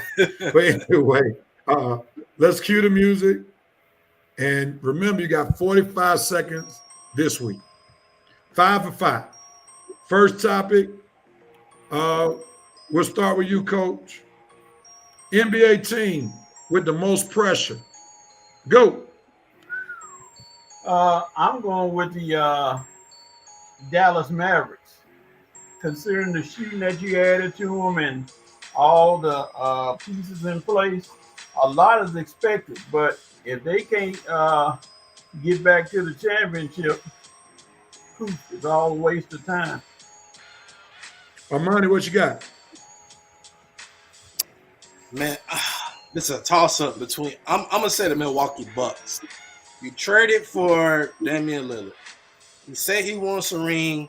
He came to one of the best places you can go to get one. So Boston won it last year. Milwaukee, what you gonna do? All right. Red, what you got? Well, our money took mine, so I go with my other choice. I'll say the Sixers. You know, you starting off already injury prone, 0-2 already. Embiid, Paul George, Maxey, they gotta do something this year. Well, they're gonna have to seriously thinking about blow it up, making some changes. Yeah, blowing it up. Sorry, I'm done. I'm being quick, real. All right, on to the next one. Armani, it's on you, bro. Surprise NBA playoff team this year. Who would that be, in your opinion? Go. I think the Charlotte Hornets might sneak in there. I think that with LaMelo, that's his name, right? Not Leon. LaMelo coming back, and then Miller. I think that 1-2 right there is finally going to mesh, and I think that the Hornets are going to sneak in there. That's my surprise team. Red, jump in there. Well, I don't want to be a homer and say the Hawks. You know, I think it's going to be a little improved.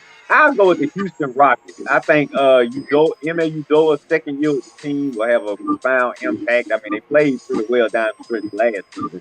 I think another year with these guys, young up-and-coming offensive guys, I think with a good coach, Houston will probably sneak into the playoffs this year. A young up-and-coming team. Coach. Houston, without a doubt. No need to belabor the point. Houston.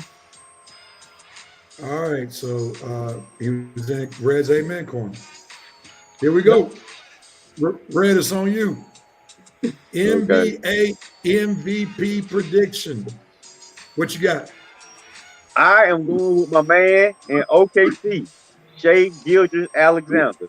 I'm slowly but surely becoming a fan of this guy. I like how he led his team last year to the playoffs, and actually had a chance to go to the conference finals last year if they didn't get kicked up by the I think it was the Nuggets or the Mavericks, but definitely looking for. They already off to a quick start this year. I'm looking for Shai Gilgeous-Alexander to lead his boys to another playoff appearance. Maybe not be better than my Lakers, but be up there near the top and have a chance to win MVP. Or Anthony Davis from the Lakers. Trying not to be over. Coach. I'm sorry. Coach, go ahead. I'm gonna go with Kawhi Leonard. I mean, wait a minute. Hold on, my bad. I was talking about something else. The Jason Tatum revenge tour. The Jason Tatum revenge tour has started already. So it's gonna be Jason Tatum. All right. Amani. I'm gonna say Giannis. I think Giannis is gonna come back strong and have an MVP season because they're trying to make it to the finals. I think it's gonna be Giannis. I think Giannis will have a big year this year. So that means you think Milwaukee's gonna have a big year. Yep. All right, let me stop real quickly. What's up, Joe Black? Glad to have you, sir. Joe said the Knicks, y'all spent a lot of money and traded for Cat. You got to do something.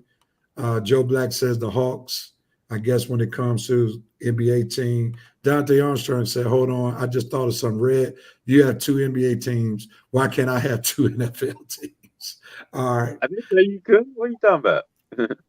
All right. Coach is on you, brother. NBA Finals prediction. Who are your 2 teams, Coach? Go.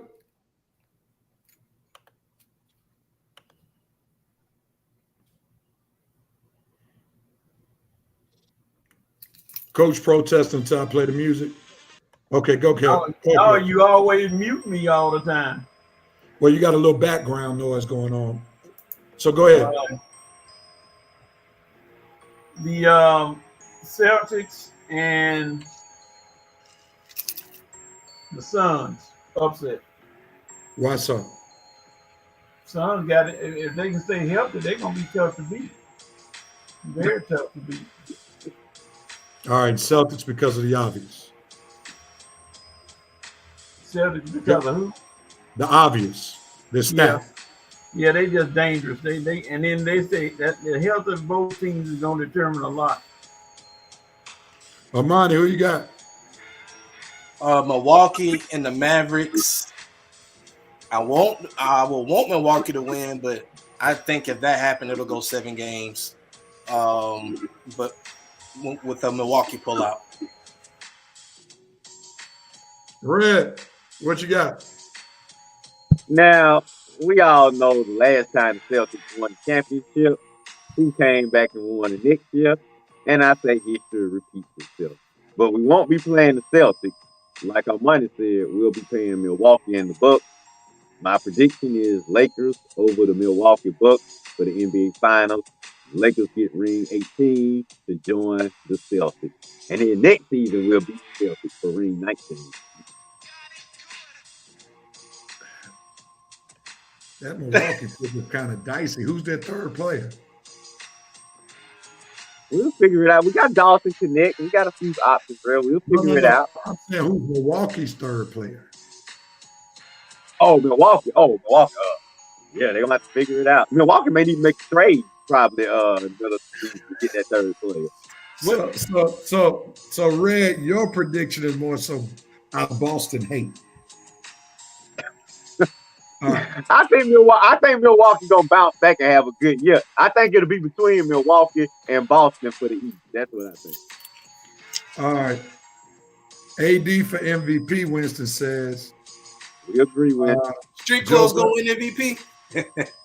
Joe Black said, hey, Street Clothes been balling. Hate that green team, but don't be surprised if it's Tatum. But if AD can stay healthy, don't count him out. There's another AD. Joe Black got if he can stay healthy all night. Celtics versus OKC. That OKC team looked pretty good in Denver. Chet Holmgren played well. I just don't know how much he'll hold up in a 7-game series of physical basketball. That because he's too slight. Winston Thornton, Lakers win the finals over the Knicks.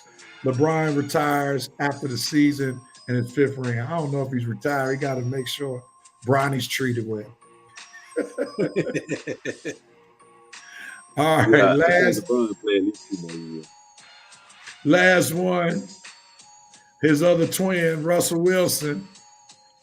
Is the kitchen open again, Armani? Did your brothers? Yes, sir. Will your brothers cook and last longer than a game? What you say? Go. I'll say yes because Arthur Smith's offense is predicated pretty good around Russell Wilson. You got the run game going, you got a big play wide receiver, and you got a decent tight end. So I think Russell Wilson the more he plays, the better he'll get because he is coming off an injury. Plus, we got to understand Pittsburgh defense is serious. So I think Russell Wilson and we got to remember when Russell Wilson does well, he has a great defense and a great run game. So yeah, I think Russell Wilson to continue to cook. Red, you believe in that? Russ is cooking, is not gonna burn. So far, right now, yeah, I must believe him because I add them to my fantasy team. So yeah, but for the reasons Armani said, the team that's surrounding him is gonna be the reason he's gonna cook a little bit this year. He got a solid defense, got a solid coach who trusts him. He got playmakers that is ready to make plays around him, Pickens, tight end, your running back, O-line playing a little bit better. It's all because Russ got to a team that's built perfectly. Arthur Smith, the right coordinator for his style of game. Yeah, I think Russ can cook for Pittsburgh. Coach, we know you believe Russ gonna cook for a little while. Tell us why.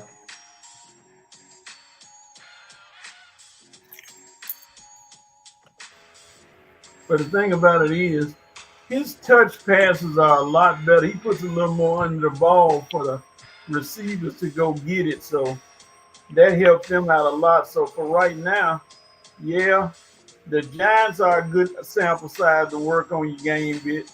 And then they get a bye. Then some decisions going to have to be made. All right, before I chime in and see if there's somebody. We're going back. Oh, Rev, he's going to retire and be on with the expansion team.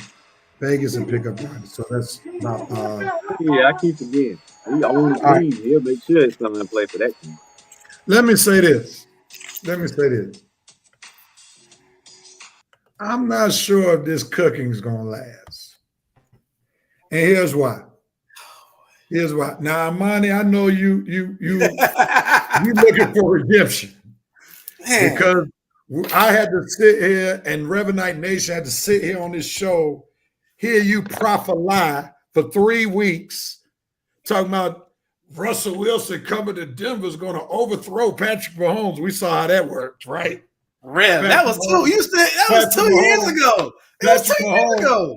Patrick Mahomes still might get that chance. It was 2 years ago. And guess what happened in those 2 years? In the 2 years that Russell Wilson was supposed to overthrow and take over Patrick Mahomes' throne, what does Pat do? He gets not only one Super Bowl, but he gets 2 Super Bowls in Russell Wilson's era in the AFC West. So I'm never sold on what you got to say about Russell Wilson after you lied to us on this show. With that being said, let's remember there's one thing that Russ no longer has in his game that was very critical to his success in Seattle. He's no longer the runner he used to be.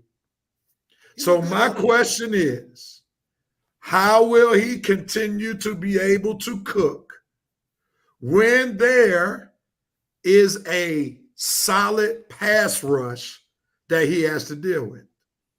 In the game last week against the Jets' best pass rusher was still sitting out. He finally got his contract, Hassan Reddick. But the true test will be, how does he last against Baltimore that has a solid pass rush? How does he last against Cincinnati Bengals, who has a solid pass rush? How will he last even against the Cleveland Browns with Myles Garrett if they haven't thrown in towel by then? So he has 6 games left against teams that have good defensive fronts. And the other piece is, can we be honest?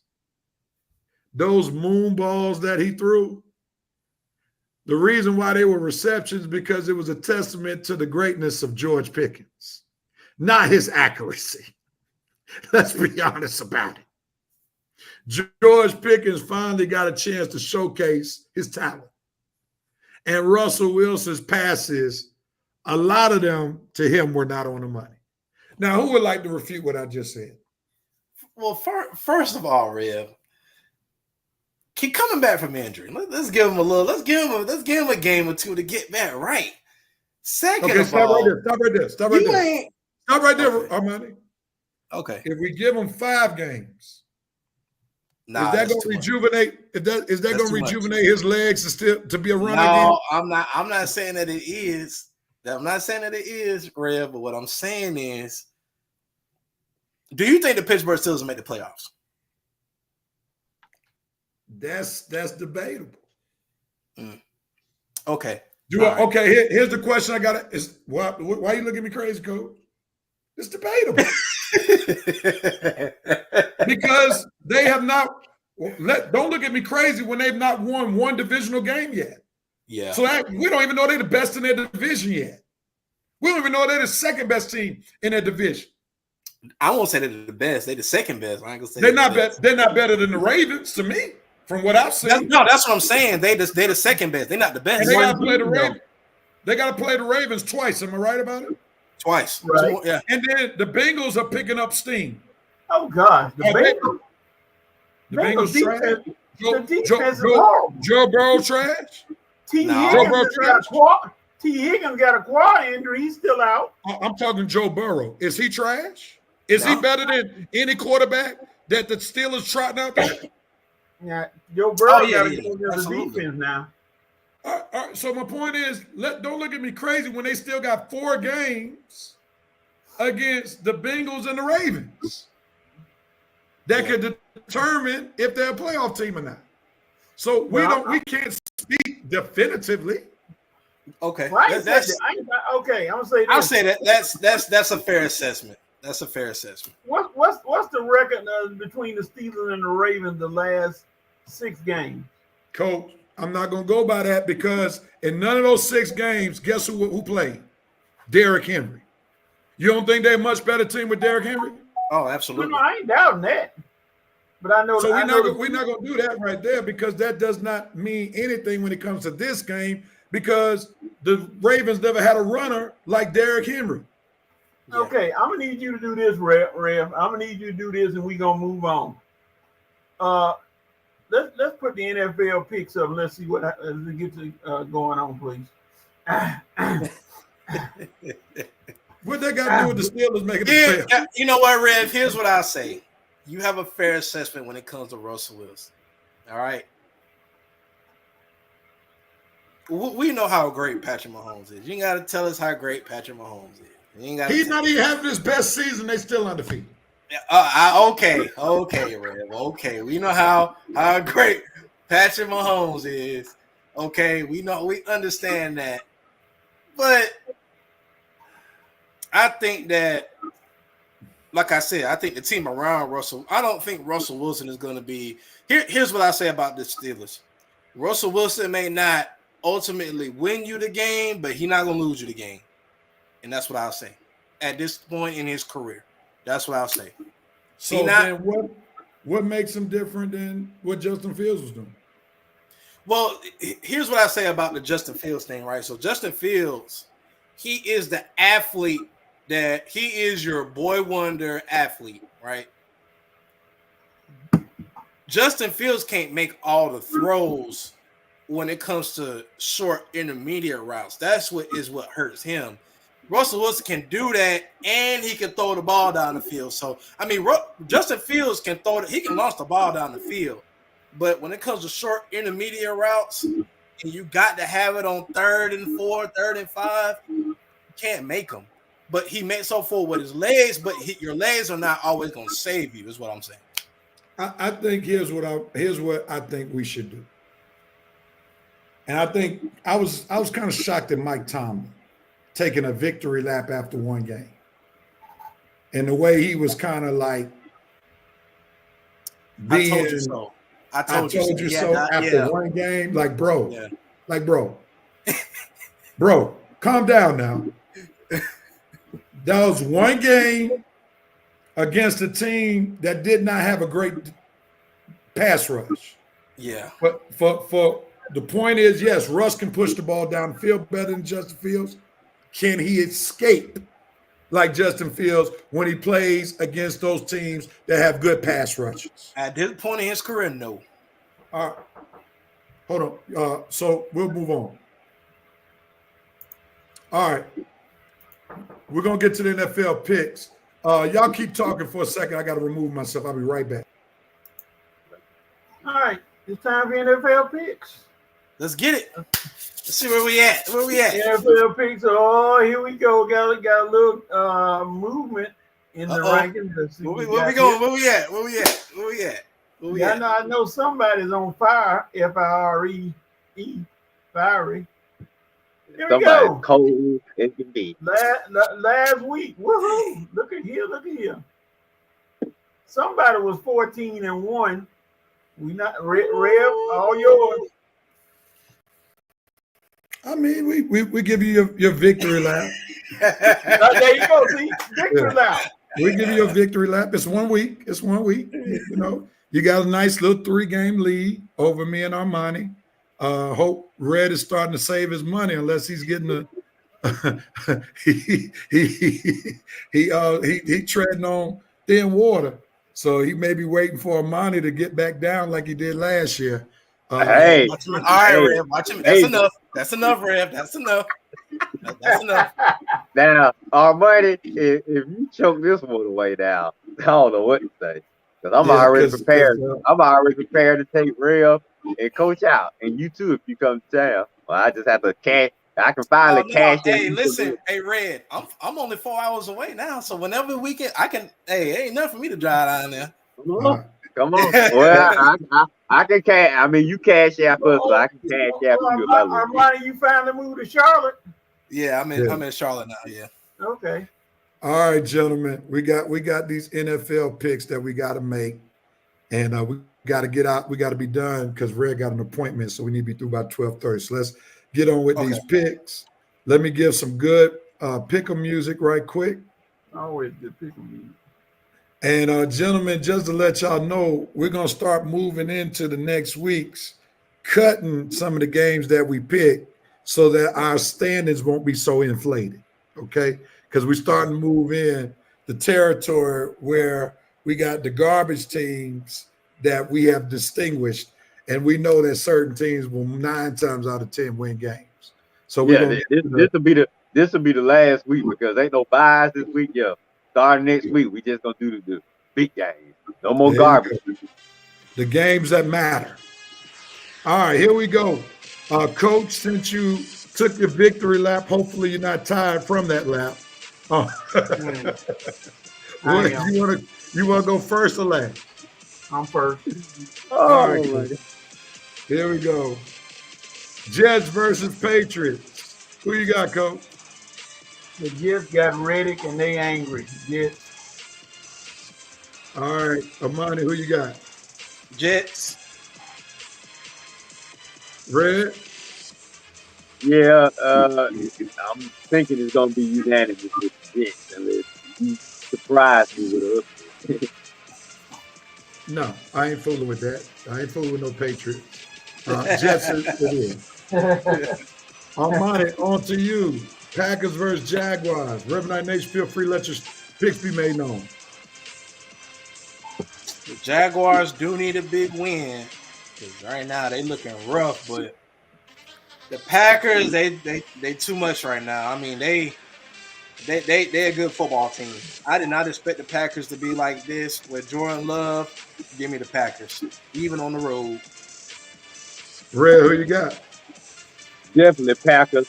Jaguars, obviously they can't win unless they overseas. They back home in the States now, in Florida, playing a good Packers team. They're solid on defense and above average on offense. Jordan Love, the Love Doctor is back. Other than him slinging the ball too much for them crazy turnovers, the Love Doctor is on fire. So Packers, they cruising right now. Jags, you just had to take this last week. Red just wanted to say the Love Doctor. That's why he went on and on about it. He just wanted to say Love Doctor. That's all he did. I'm been a while, really. Yeah, I know it. You just wanted to say the Love Doctor. You like. I'm gonna go with the Packers as well. Can't get excited about the Jaguars' only victory coming against the New England Patriots. Can't do it. Eric Parker got the Jets. He got the Packers. Joe Black got the Jets as well. On to the next game. Red, you up. Panthers versus the Broncos. I think Dante already gave us a preview of which direction we should go. Yeah, and I'm gonna listen to Dante because he's not even falling for the trap no more. Broncos got this all day. Bo Nix is the better rookie quarterback than Bryce Young. Broncos defense is gonna be too much for anything the Panthers offer. Broncos all day. I'm going with the Broncos. The only thing I'm going to say is the fifth urgency of now made popular by Dr. King. This is what Bryce Young needs to embrace. You got the football handed to you by the football guys because Andy Dalton broke his thumb in a car accident. This is your time to shine, Bryce Young, if you're ever going to shine in the Carolina Panther uniform. If it goes down here this time, you might as well start looking for a trade because your days in Carolina will be numbered. Who you got, Coach? Broncos. So you making it, and Armani, you making it unanimous? Go ahead and jump out there, man, since you live in Charlotte. Go ahead and do it. I can't do it. Go ahead and do it. I'm trying to convince me. I can't do it. I'm trying to convince myself. I can't Yeah, do you it. can. Yeah, you can. I'm gonna help you. Don't say you can't. You just want me to pay for more meals. I ain't fooling with you. I'm gonna help you. Your guy from Alabama starting. Your Alabama guy who brought you through. You know what? I'm gonna jump out. I don't think this is gonna be a make or break game for me anyway. So I'm gonna go with the Panthers. Rev, sound like you work at AutoZone. You keep hooking them cables up to Armani. Armani, now you see Armani is decisions like that that's gonna have you paying for some food. Not one game. I ain't worried about one game. All right. I can't believe you let Red trick you. Hey, Red, at least you can't be told you didn't win. At least you can't be told you didn't win. All right. Oh, my God. On to the next Red one. was like the folks throwing bottles on the field again, man. Yeah. Titans versus Lions this season for me.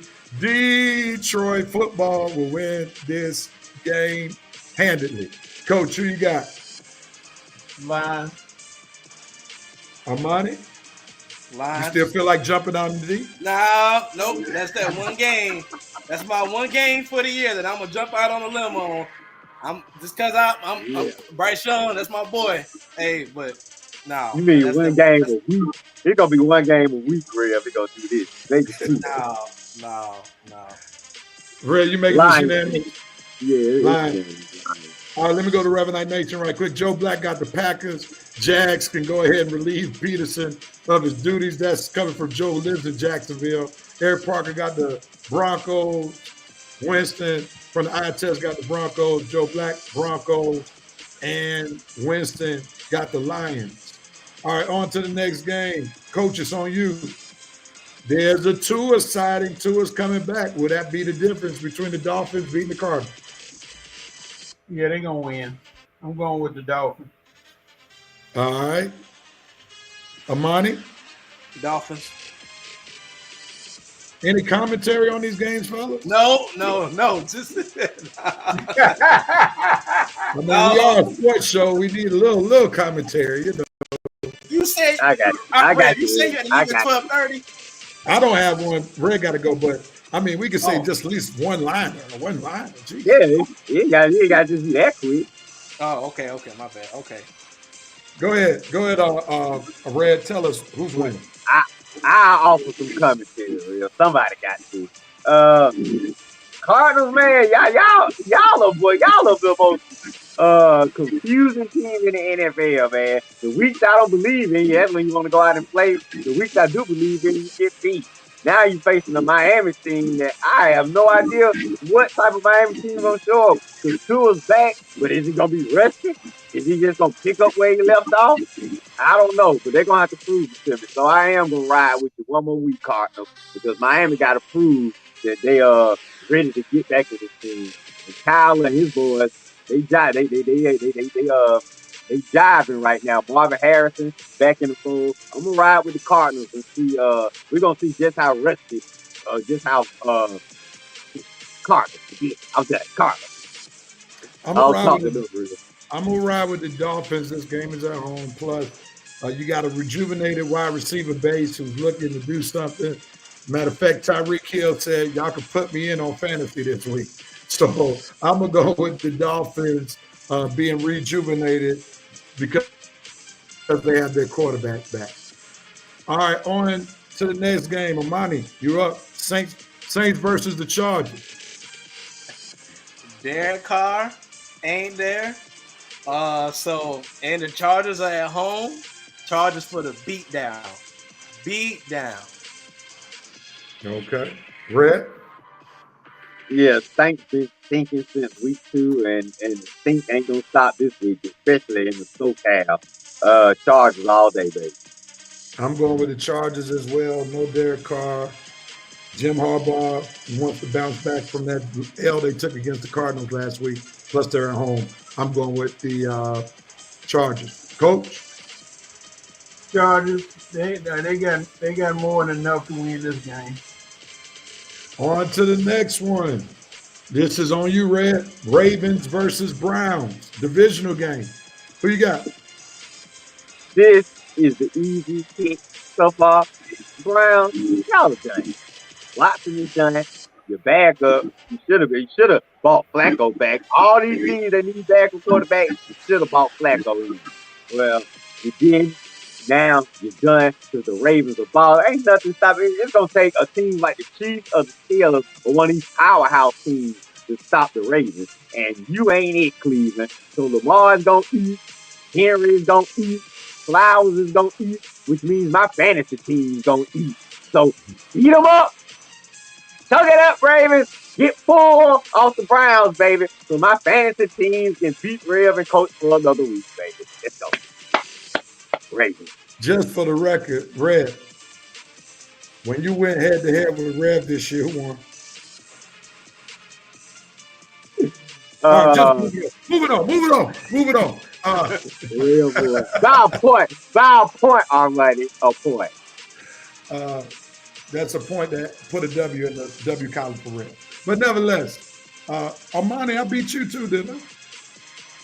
Okay, Rev. All right. Hey. Coach, I'm coming for you next, Coach. But anyway, make it the Ravens. They got Lamar Jackson, Derrick Henry, enough said. Coach, who you got?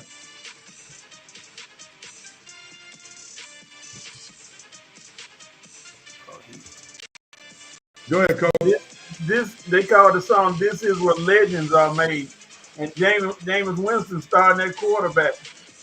He won't make it this game, Ravens. All right. He's gonna be a legend. Won't be on the ground.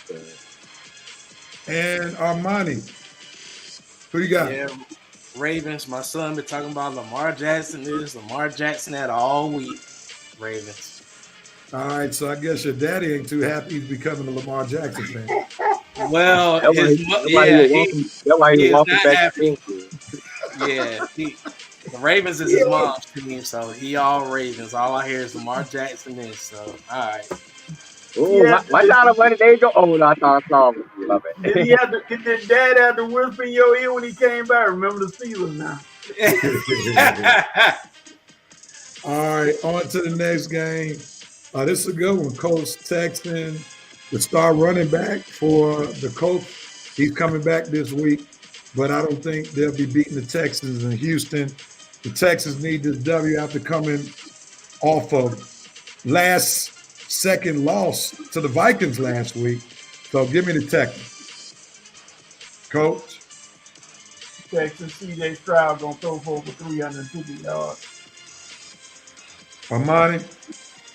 Texans, they coming off a loss and they at home. They'll win this week. Red. I know ain't nobody thinking of Anthony Richardson with his 6 interceptions. They don't beat no C.J. Stroud at home in Houston. No way. And they coming off a loss too. No, like somebody said, Houston about to blow the Colts out. All right, Winston got the Dolphins. Eric got the Dolphins. Eric got the Chargers. Winston has the Chargers. Eric has the Ravens. Eric has the Texans. All right, on to the next one. Coach, you up. The Eagles versus the Bengals in Cincinnati. I know where you're going. Who you got? Saquon say this is my time. And my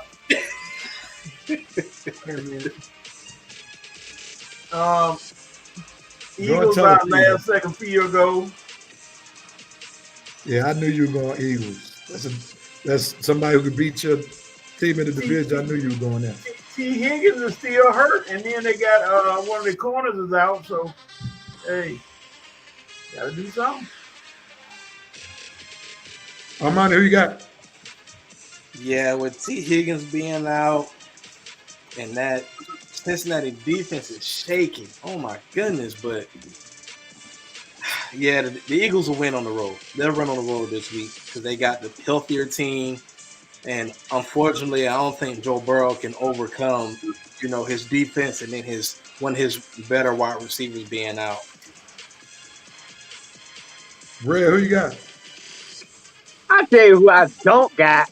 And it's them doggone Eagles and they doggone silly coach and they doggone choking inconsistent team. Look, don't overreact because they beat the Giants last week 28-3. Okay, they playing a good team this week on the road with lots to play for. Okay, and that stupid coach is gonna make one or two dumb decisions in that game and it's gonna allow Joe Burrow and Chase, who is balling the last few weeks, and whatever other receiver Joe Burrow will turn into something, and that tight end, and that running game, they are going to eat at home versus Nick Sirianni and his silly, dumb old Eagles team, okay? I ain't overreacting to that Giants win last week. They are still coached by dumb Nick Sirianni and Jalen Hurts, who has an interception every week of the season, okay? And he's going to throw one in Cincy, which will probably get a Bengals some points, in addition to the points that Joe Burrow going to score.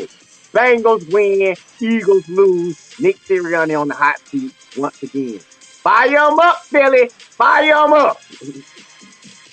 I'm buying with Red is selling. And here's why. Coach, you and Armani keep talking about T. Higgins missing.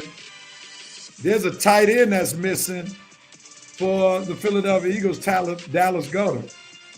So he is just as important to the Eagles offense as T. Higgins is to Cincinnati's offense. So wait a minute. Is A.J. Brown playing? Yes, sir. Yes, he is. He's back. A.J. Brown come back. Yeah, AJ's there. Okay. Devontae's He there. was there last year. But where's the tight end? Who is You the don't other Bengals receiver besides You don't need it. Jamar Chase? As long as you got Jamar Chase, you got everything that you need. And right, and Burrow. Hey, Coach Burrow, whoever the other guy is, Burrow will turn them in. We gonna find out who the other guy is on Sunday. I mean, because y'all acting like T. Higgins was the #1 receiver. T. Higgins eating because most of the defense concentrating on Jamar Chase. Did that work for Minnesota? What about it? What you mean? People said Justin Jefferson can take over a game by himself. But Justin Jefferson doesn't have Joe Burrow as his quarterback.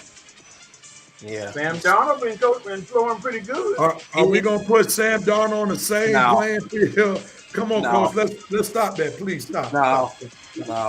Let me stop because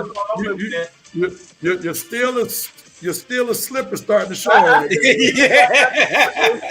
Steelers got nothing to do. Nope. Come on, Coach. I don't know how the Vikings got into a Bengals. No. I don't know how that happened. No. I was just saying, who is the other receiver for the Bengals to be able to offset if they double Jamar Chase?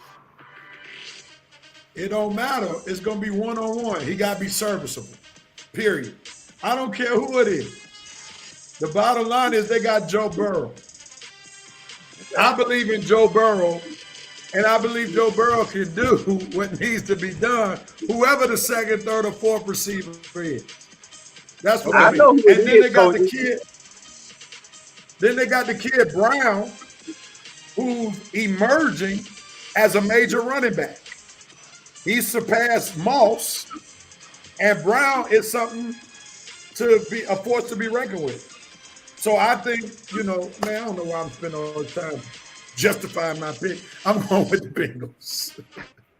All right, moving on. Monty, who you got? Bills, Seahawks. Give me the Bills, man. Give me the Bills. I think Josh Allen and that Bills defense will be ready to play to go up to Seattle. Seattle coming off a big win, going on the road and beating my Falcons, but they're going to come back home and get a rude awakening. Bills. Rhett? I agree with the money. I'm taking the Bills. Seattle got a big win on the road. Usually they're tougher at home, but the Bills, they still vibing right now, and they playing for home field in the AFC. And I think they're just the best team, Seattle. Their running game is on point. Their defense is going to be on point. With it. That stuff that Gino was doing last week, he ain't going to be able to do with this Bills defense. And the Bills, I like how Josh Allen and Amari Cooper, how they gelling a little right now. So they got a nice little weapon up there in Buffalo, and he'll be able to test it out again this week in Seattle. So I'm taking the Bills. I'm joining y'all taking the Bills. Amari Cooper adds a whole lot to that offense, and James Cook should be healthy again. DJ Metcalf is questionable. We don't know how well he'll be. He ought to be a huge hit to the Seahawks offense, so give me the Bills. Coach? Bills. The Sea Chickens are going to be struggling a bit. Bills. All right. Reverend Nation will come here in just a second. Red, is on you. Chiefs versus the Raiders. Finally, Red give a one-word answer. Chiefs. No said. But I got commentary if you want it. But do I need it? I'm going, of course, with the Chiefs to continue to be undefeated. Plus, the Chiefs might mess around and showcase their new weapon, their new toy. Did they not get DeAndre Hopkins this week? Did they not get one of the best receivers still in the game, possession receiver? Woo! Armani, why you hating, brother? Your twin brother no longer in the division? Why you hating? Your twin brother no longer in the division to get them else? He's safe in Pittsburgh until playoff time. Rev, Playoff time. I'm gonna be so ready. I'm gonna be so happy when the Chiefs finally come back to reality. But it won't be this week, Chiefs. May not be this year. Yeah, it might not be this year. They come back to reality. What you talking about? Come back to reality. Y'all talking They about are who's gonna make reality. the playoffs? Who's gonna make the playoffs? The Chiefs or the Steelers? Who's guaranteed? Oh, the Chiefs. They'll get the first I round think bye. it's both of them. Yeah, the Steelers might get in there. I think the Chiefs. The Chiefs will be in one more proposition. caveat. They'll be at home. Let me make one more caveat to my pick. The Chiefs will remember what the Raiders did to them on Christmas Day. What the Raiders did to them Christmas Day last year. Yeah. Because the Raiders put something on the Chiefs, embarrassed the Chiefs at home. So I'm sure Patrick Mahomes and the soldiers called the Chiefs will have that on their mind. Get back is on their mind. Right. Oh, yeah. And then they join it. They're going to rate it a little undermanned, so you don't mess up now. Coach, who you got, man? Oh man, move on to the next. The Raiders are floundering. They don't know. They lost Devontae Adams. They don't know what they're gonna do. All right, Reverend Knight Nation got some picks. Joe Black got the Ravens. Eric Parker says Eagles. Winston got the Bengals. Eric Parker got the Bills. Winston got the Bills. And Eric Parker got the Chiefs. I think this one's on me. Bears versus the Commanders. It's a tough game. And I need some more data to really pick this game with confidence because my man Jaden might not play this game. He got injured. The rib got injured. And Caleb is playing well. Has anybody heard an update on Jaden? He practiced. He practiced. I don't think he's going to play. I don't think he's going to play this week, bro. I'd be surprised if he played it. He practiced yesterday, and he's trending toward playing. They said. Okay, well, maybe. That doesn't sound too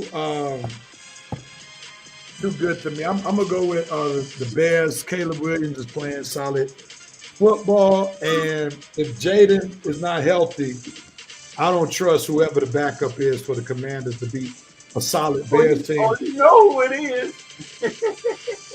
Marcus Mariota. I can't put my trust in the potential of Mariota. No, give me the Bears. Who you got, Coach? I'm going to go with the Bears. They said Jaden Daniels practices could play versus Bears, so he'll be limited. Armani? Yeah, give me the Bears. No Jaden Daniels. They don't have a shot. Give me the Bears. Not with Mariota in there. All right, we all know what that's about. So, Red. Y'all completely going crazy. I am taking the Commanders. They don't have a shot. They put up 40 last week on whoever they had with Mariota because they only played a few snaps. I'm not saying I'm a Mariota fan, but Tatum Williams and Mariota ain't that far apart as far as quarterbacks. I'm not saying Caleb won't eventually surpass Mariota. We're talking about right here, right now. Right now, they see the quarterback and they're watching at home. Both defenses playing okay. Dan Quinn, I know he'll be ready for a rookie QB. So I'm gonna take the Redskins to keep the train going with or without Jalen. At home versus the Bears. Let's go, Commanders. All right. On to the next game. Coach, on you. Falcons versus the Buccaneers. Drake London has a big game, but I said Buccaneers at first, but then I saw Mike Evans hurt, Doug Godwin hurt. So that's pretty much going to do it, Falcons. Armani, tell us why the Falcons going to win since you got the hat on. same reason that Coach just said. No Godwin, no Mike Evans. Ain't no reason for AJ Terrell to get bullied around this week. So, I mean, you gotta. After last week, you gotta come and come get a win because I mean, you get beat like that at home, you can't lose 2 straight. So, give me the Falcons. Red, tell us why the Falcons win. More so for what our money said last, not what he said first. I don't think the injuries matter at all. I mean, Evans and Godwin played last time we put up 36 on them. So whether they play it or not, I think what's the reason we're gonna really win is we got beat down last weekend and let a game get away that we shouldn't. So we got to bounce back this week. If we have any playoff hope or any type of dreams of doing something big, you got to bounce back when you have losses like that. So I'm pulling for the Falcons to bounce back no matter who was hurt. All right, and I'm making it unanimous. I'm going with the Falcons as well, even though they had a stinker last week, messed me up with my pick. But yeah, they'll win. All right, Armani, make your daddy proud. Tell us why the Steelers gonna win. Because the Giants are a dumpster fire. I mean, Giants can't get nothing going right. They drafted Malik Neighbors, the 9th overall pick. But you ain't got nobody going to football. You're working backwards, Giants. You're working backwards. Daniel Jones was probably the worst thing you could have invested in. I don't know what it is with y'all and these quarterbacks, but y'all haven't gotten it right since Eli retired. So you've been playing magical quarterback. It's time to invest in one next draft, but unfortunately, lack thereof, we're going to lose this week. So give me the Steelers. Red, who you got? Giants and Steelers. This is a no-brainer. Steelers all day. And Steelers at home, too. Steelers all day. Giants, I hope you leave the game healthy. Steelers going to try to crack some wood out there, baby. So, Giants, just pray y'all get out the game healthy. Steelers don't win. And Daniel Jones, I don't trust against the Steelers or any other team for that matter, so I'm going with the Steelers. Coach, tell us why the Steelers going to win. And what fifth-string lineman do we have to look forward to? I'm just messing with you. Yeah. Michael Jackson said it best in his song, Blood on the Dance Floor. There's going to be blood all over that field. Malik Neighbors, you're not going to get open as much as you. Well, he's going to get open. I take that back because he's that kind of talent.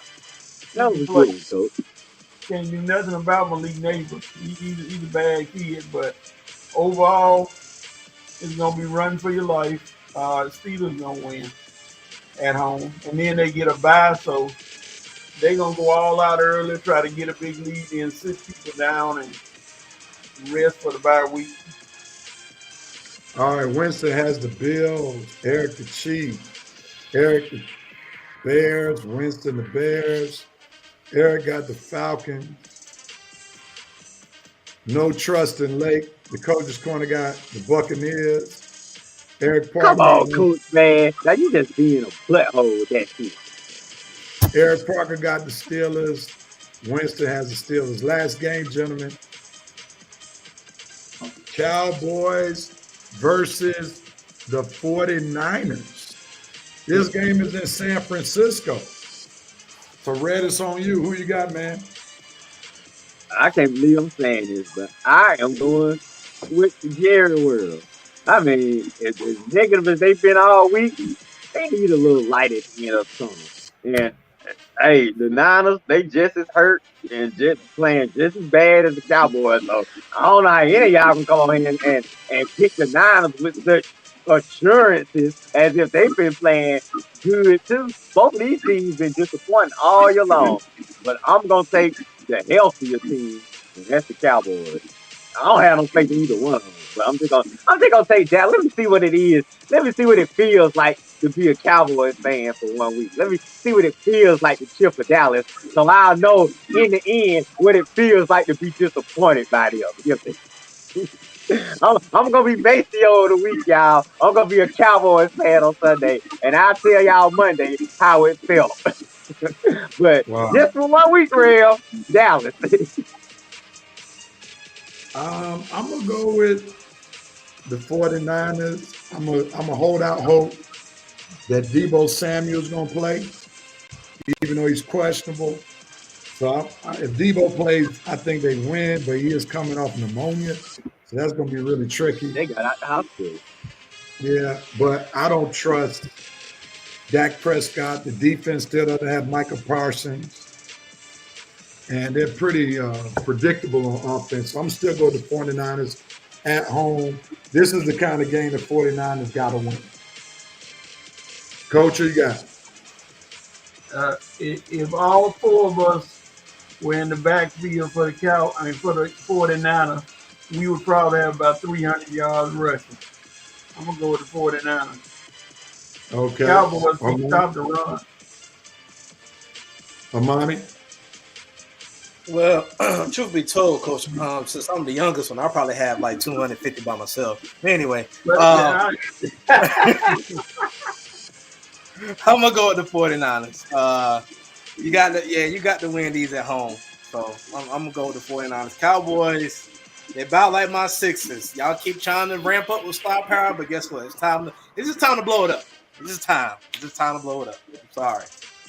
All right, Eric Parker got the 49ers, and as Coach said, Winston said got the 49ers. Cowboys can't stop the run. All right, gentlemen, we've made our picks for the week. We got to get out of here real quickly.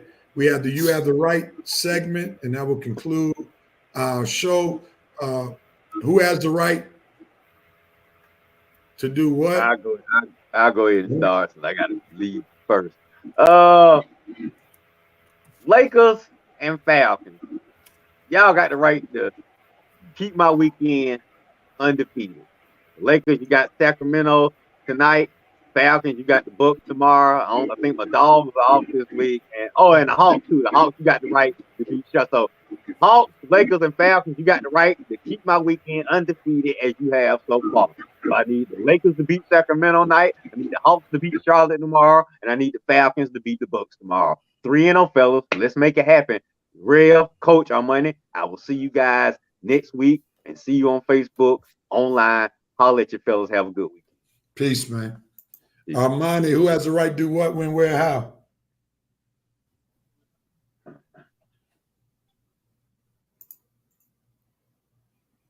Armani? Can you hear me? Armani. Can you hear me? I can hear you now. Okay. Alabama, y'all got the right not to embarrass me again this week. Let's not drop. Listen, don't drop the 3 losses, man. I already got all these fans in my inbox. Alabama, Nick Saban gone now, so the SEC is wide open.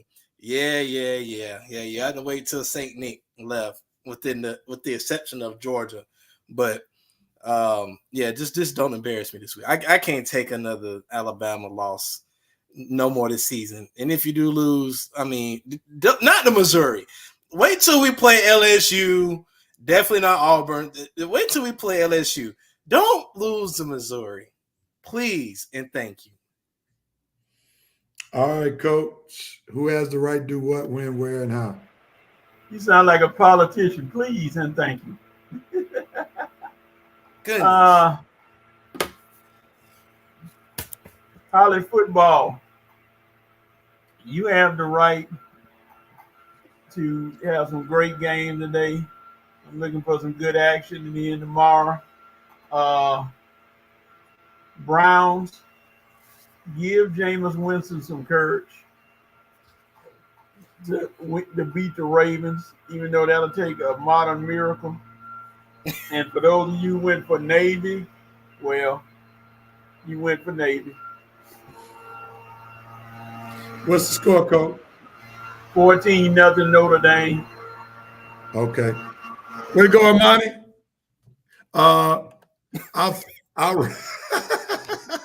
I'll round out this by saying, Dodgers and Yankees, you have the right to continue the trail to giving us an epic World Series.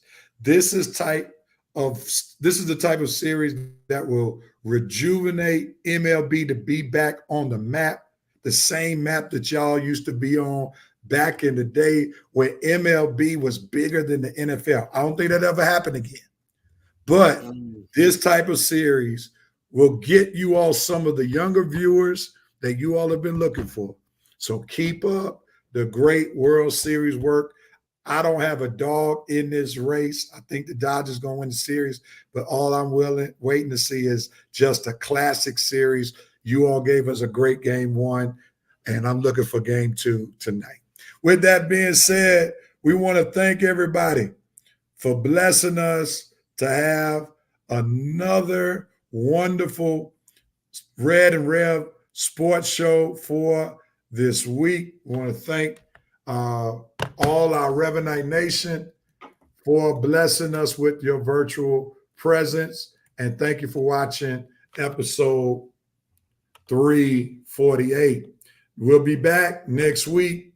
Same Facebook page, same YouTube channel for episode 349 of the Red and Rev Sports Show. And as I cue this music, peace and love, everybody. Enjoy your sports weekend and enjoy making some good picks. Enjoy your time. And to Morehouse and Spellman, Spellhouse family, peace and love to you all. I probably won't get out there because I'm not paying $30 to walk around and get tired. So you probably won't see me. But peace and love, everybody. And let me say this real quickly. Almost forgot this.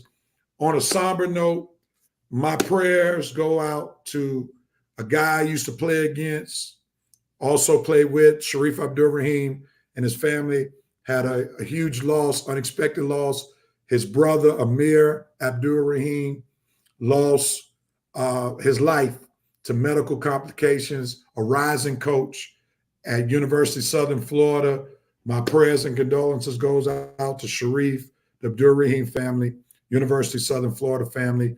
What a huge loss to the coaching world and to University of South Florida. Peace and love to that family. Praying for you all. All right. And with that being said, Revenite Nation, be safe out there. Don't get in any trouble. Hope to see you all next week.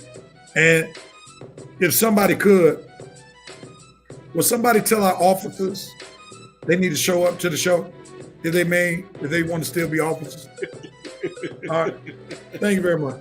Peace and love, everybody. We out of here.